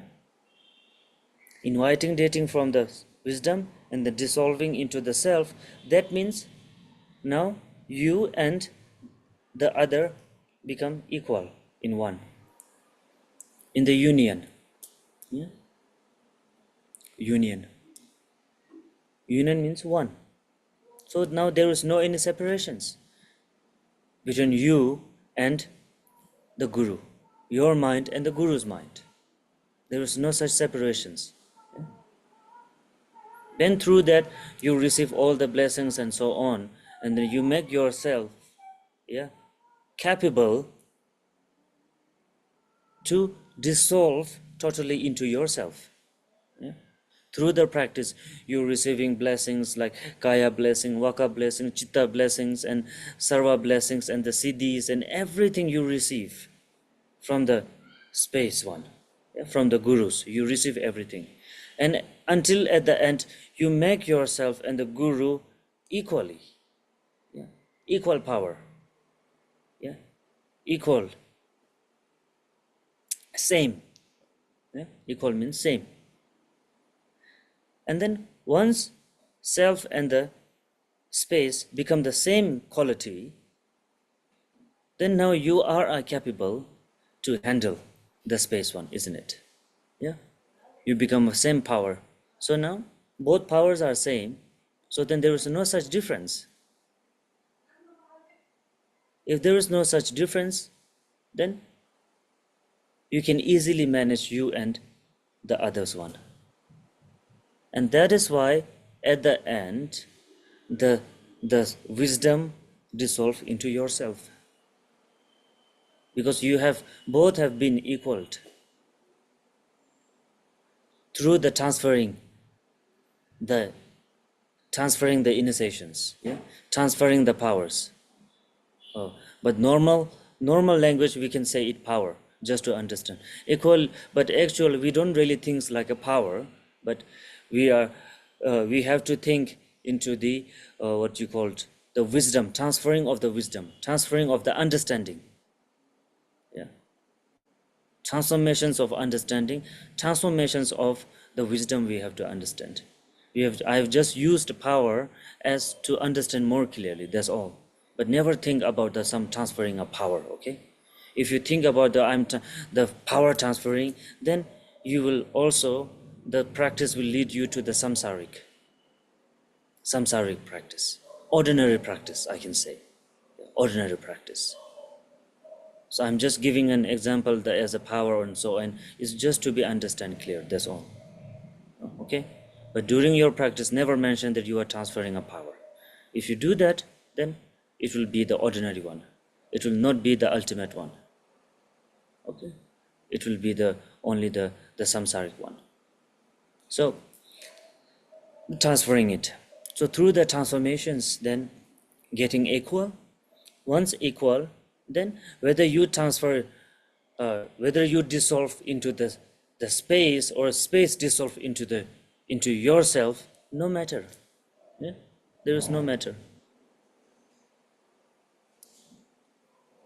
From the same water, from the two glass, doesn't matter, you know. If you want to put this glass, this water into the that one, or that water you can put into this one. There is no such difference, isn't it? If the both water is a purified one, then no matter, because both are purified. If both the cup of the water is a purified, then doesn't matter you put here or you put there, because it's equal.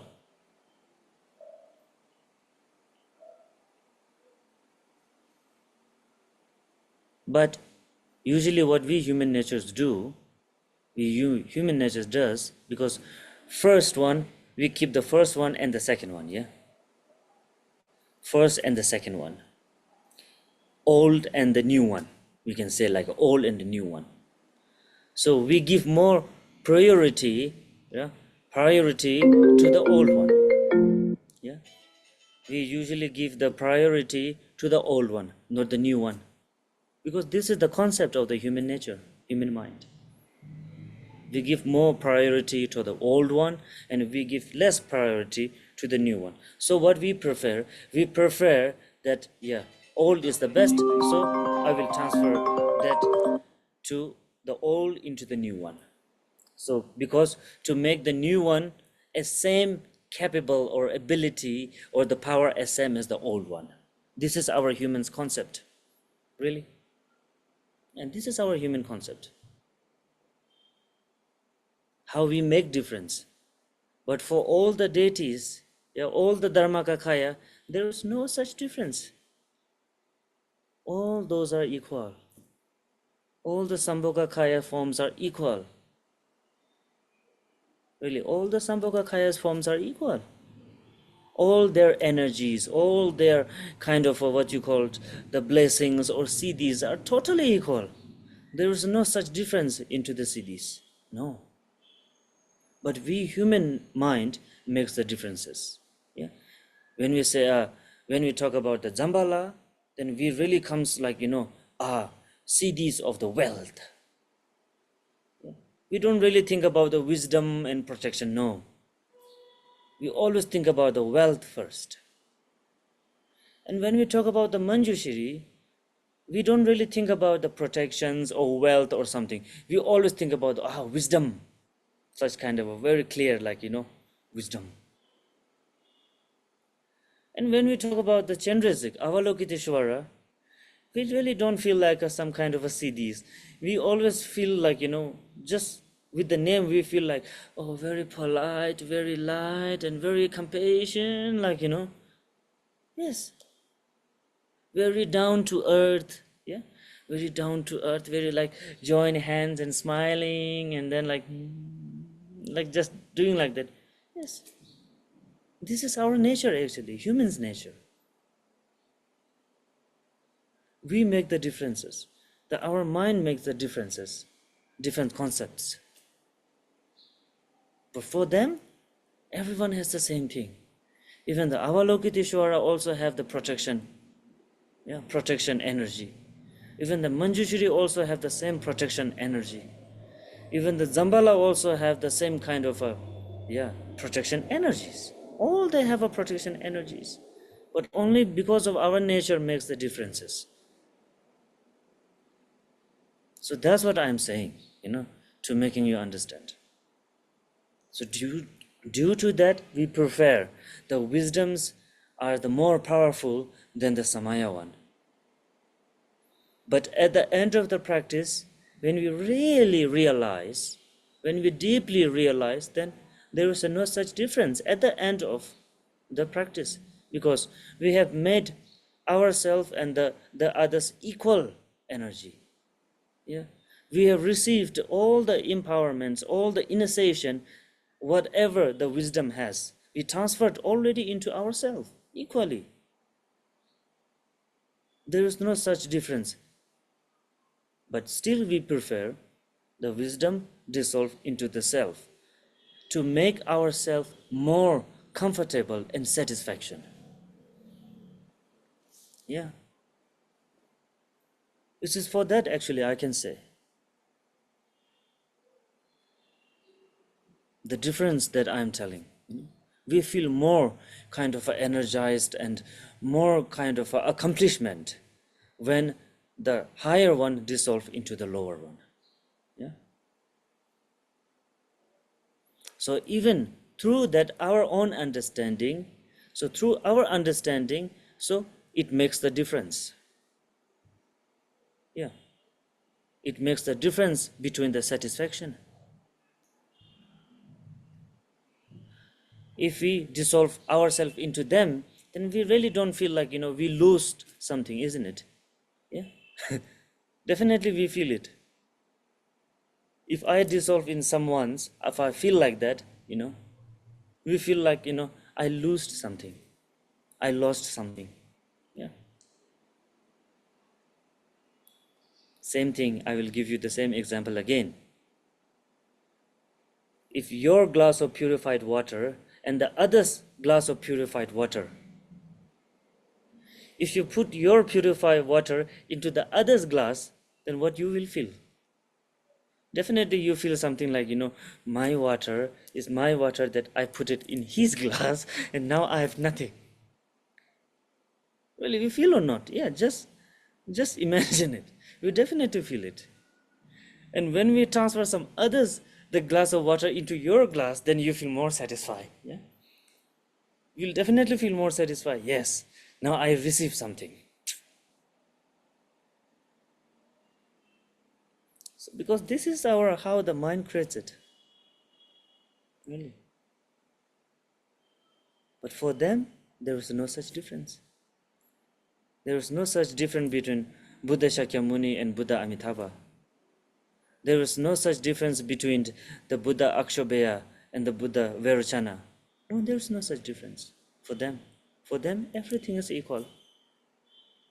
Because they are already into the permanent level of the end of the greatness. But we are not. That's why we feel uncomfortable. But they are already in the form of the permanent, in the end of the greatness, that we call the great perfection or the Mahamudra.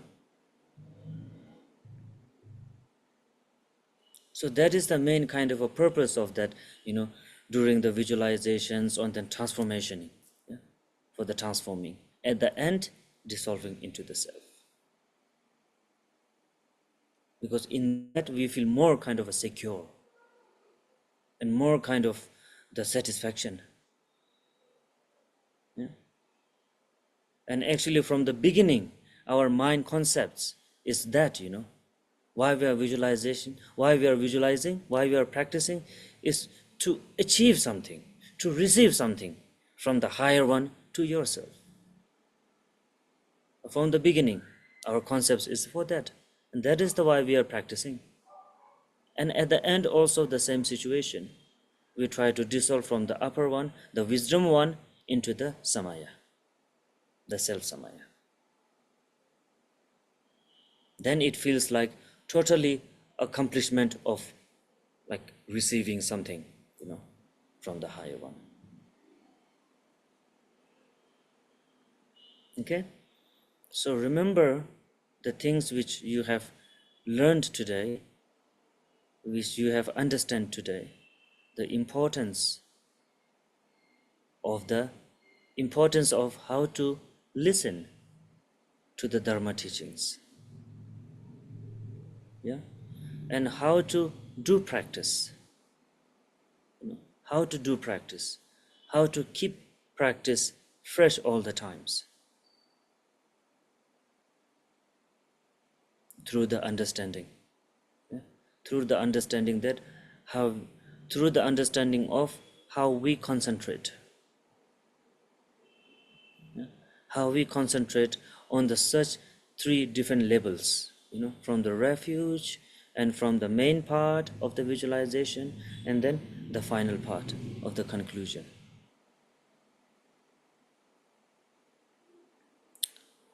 And the other thing we understood today, the differences of the Dharmakaya and Sambhogakaya.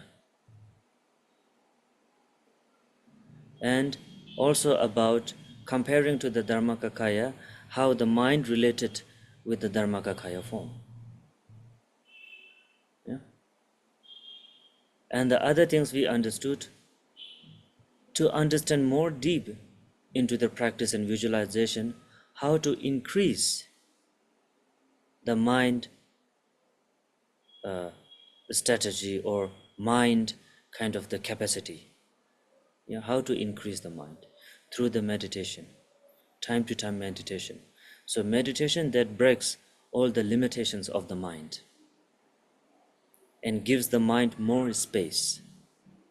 Yeah, like kind of a more gigabyte.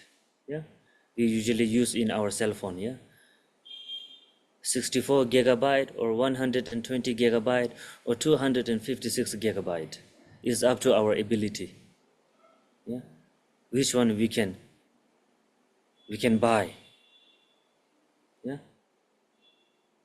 through our understanding.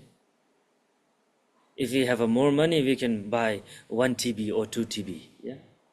If we have less money, then we can only, can we go through the 64 or 120 gigabyte.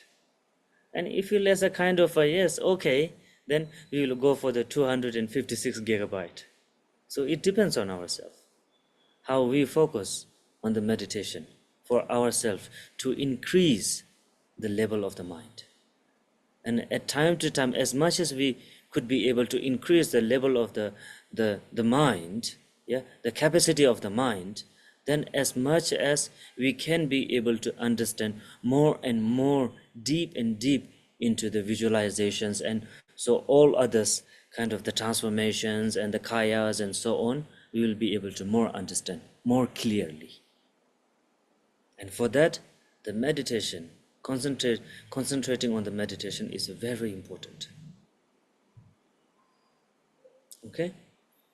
And then at the end we understood today that how the deity appeared, from where the deity appeared. And according to the deity appeared, for the human nature, what is it? In the natural speaking, we say the Dharmakaya form. Yeah? The whole Dharmakaya concept. But when it comes to the human nature, human understanding, then it is the Dharmakaya form is the mind or the wisdom of the Guru.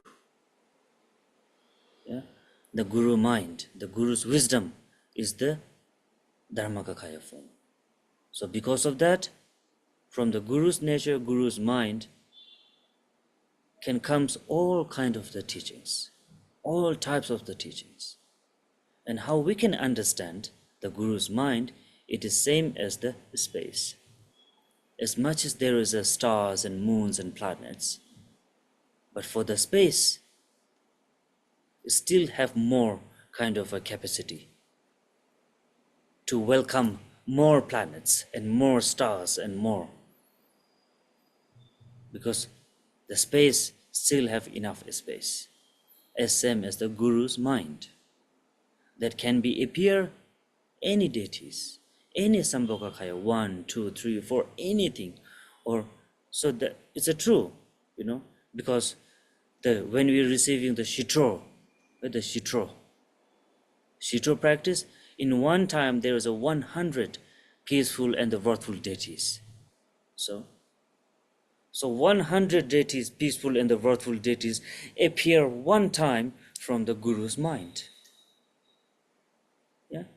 So same as the space at the night, all the stars one time can shine from the one space. So this is the same example of the Guru's mind. How the deity can appear one in all time or 100 in one time. It can be appear.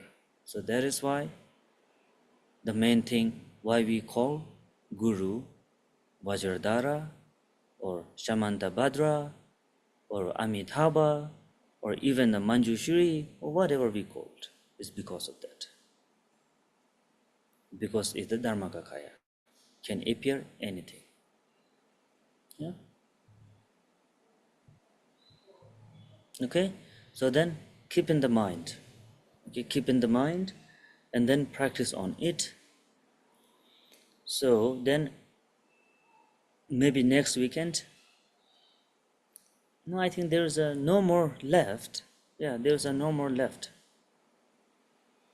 If we talk, then it is a limitless. We have more and more. But for my understanding, now this is the main part that we have to understand where the deity appears, because we get always confused. We keep Guru in the separate part and we appear deity from the separate part. Okay? We never think like focus on Guru and the deities is equal. And that is also the one of the big kind of a lacking to us. It is a kind of a big what you call gap, I can say. Yeah, the big gap of receiving the such ultimate siddhis. That is the why you could not really feel the siddhis or the blessing all in one time, because our mind has kept the gap between the Guru and between the deities. If we more focus on that level to equaling the Guru and the deity, then there is a more benefit and more kind of the powerful or energy. Whenever we receive such blessings, definitely at one time, you just check yourself. Just visualize the deity, simply, not Guru, just deity, and try to receive some blessings like Om, Ah, Hum, blessings, one time. And feel it. And then next time, Guru, equal the Guru and the deity, equal, and then try to receive the Om, Ah, Hum, the initiation 3 times. And you check your own feelings and your own kind of the energy and the satisfaction. Definitely 100% you will find the difference. I will guarantee it. 100% you will find the difference. Equaling and separately. There is a big gap and big difference, because it's my experience that I'm sharing with you all. And then when you try on that equaling trying on the equaling, the deity and the Guru always equaling, then day by day, your devotion, definitely, your devotion towards the Guru will definitely increase. For sure it will increase. Automatically increase. Why our devotion is not increasing is because that we are separating. We believe the deity is something very real and very something, but we believe the Guru is some kind of a human or samsaric man or female or male in forms. That's why we did not really having the devotions, true devotions towards the Guru. It's because of that. The problem is that we have to understand. So we have to try. The Guru and all the deities are equal. It is arising from the Guru's nature, only the Guru's nature. And then try to receive the 3 initiations. Day by day, then you will definitely feel the differences. Okay, and at the same time, so your devotion will also increase. And then after the real devotion increase, then you will not really matter. Definitely you will, the mattering, yeah, the mattering will also be degrees. The mattering of what? Whether Guru is compassionate or Guru is not compassionate, whether Guru is the handsome or Guru is ugly, whether Guru is young or Guru is old. That matter, that comparison matter will definitely decrease. Yeah. And then in your eyes, in your mind, you will see Guru as always as compassionate. You will not mind anything. So this is my experience. And all until now, whatever I'm sharing is all are my experience, how I experienced. So that really sharing experience is the most important than sharing something which is written in the book. Yeah? For the knowledge. Because sharing experience is directly attack to the mind, to the heart. But sharing something from the book, it will only attract to your understanding, but not really deep into your heart. Yeah. So I hope all you have understand very well, and you have a more kind of a new experience from now on, and you will have a very great changes into your daily practice comparing to yesterday or today. Tomorrow, maybe you will feel something more kind of a peace and more kind of a kind of what you called equal, equal mind setup during your practice. I hope that, and I wish and I pray that all of your practice level and understanding level through the Buddha Dharma and through the path of Vajrayana will be soon will complete. And may you all receive the equal blessings. Yeah? Thank you very much. And I wish you all the very good luck, very good wishes. Okay? And then, yeah, see you next week, because next week, the Sur offering, the Sur commentary, offering the Sur commentary, it was the requested by my Vietnamese Sanghas. So I hope you also can join the Sur offerings, because Sur offerings and these are the very helpful practice for us, for the human level, for the human beings.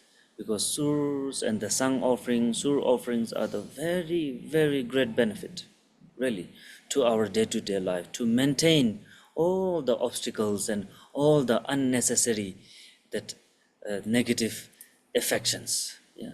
So these are the two main practice to levelize all those and balance to our day-to-day work.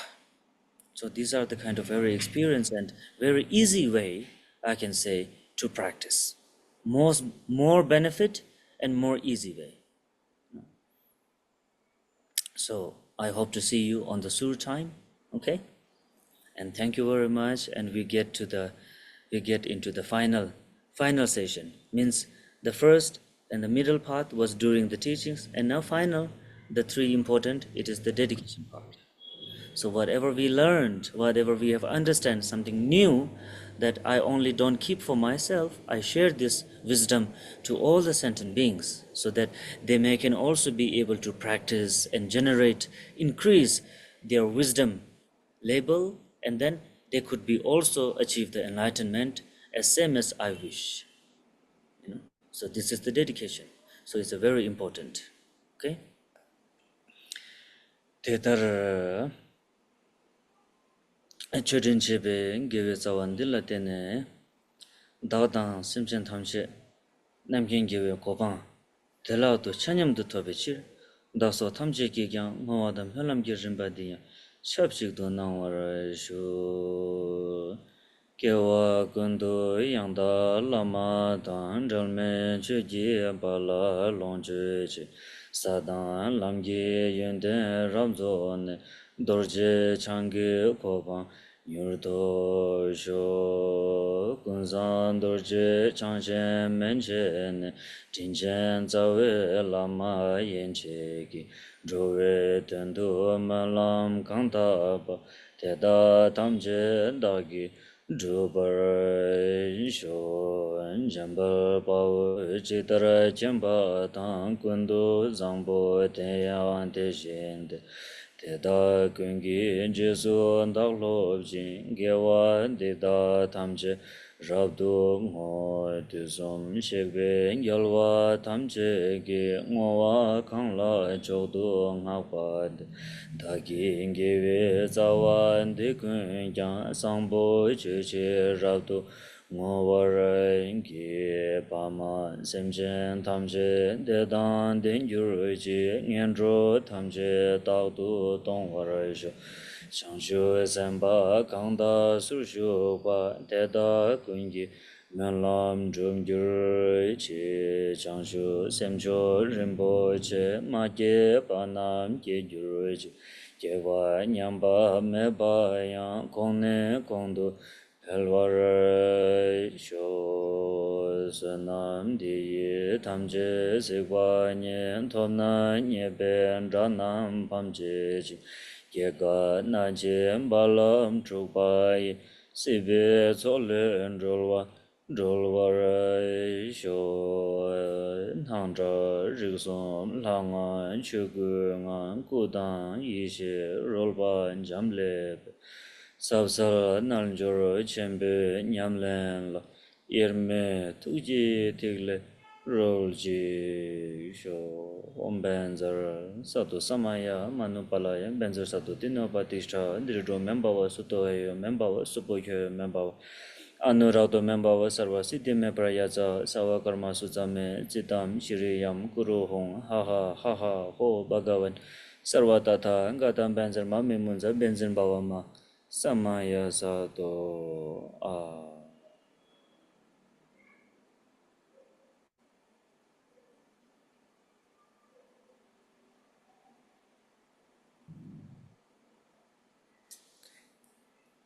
Thank you and have a good evening.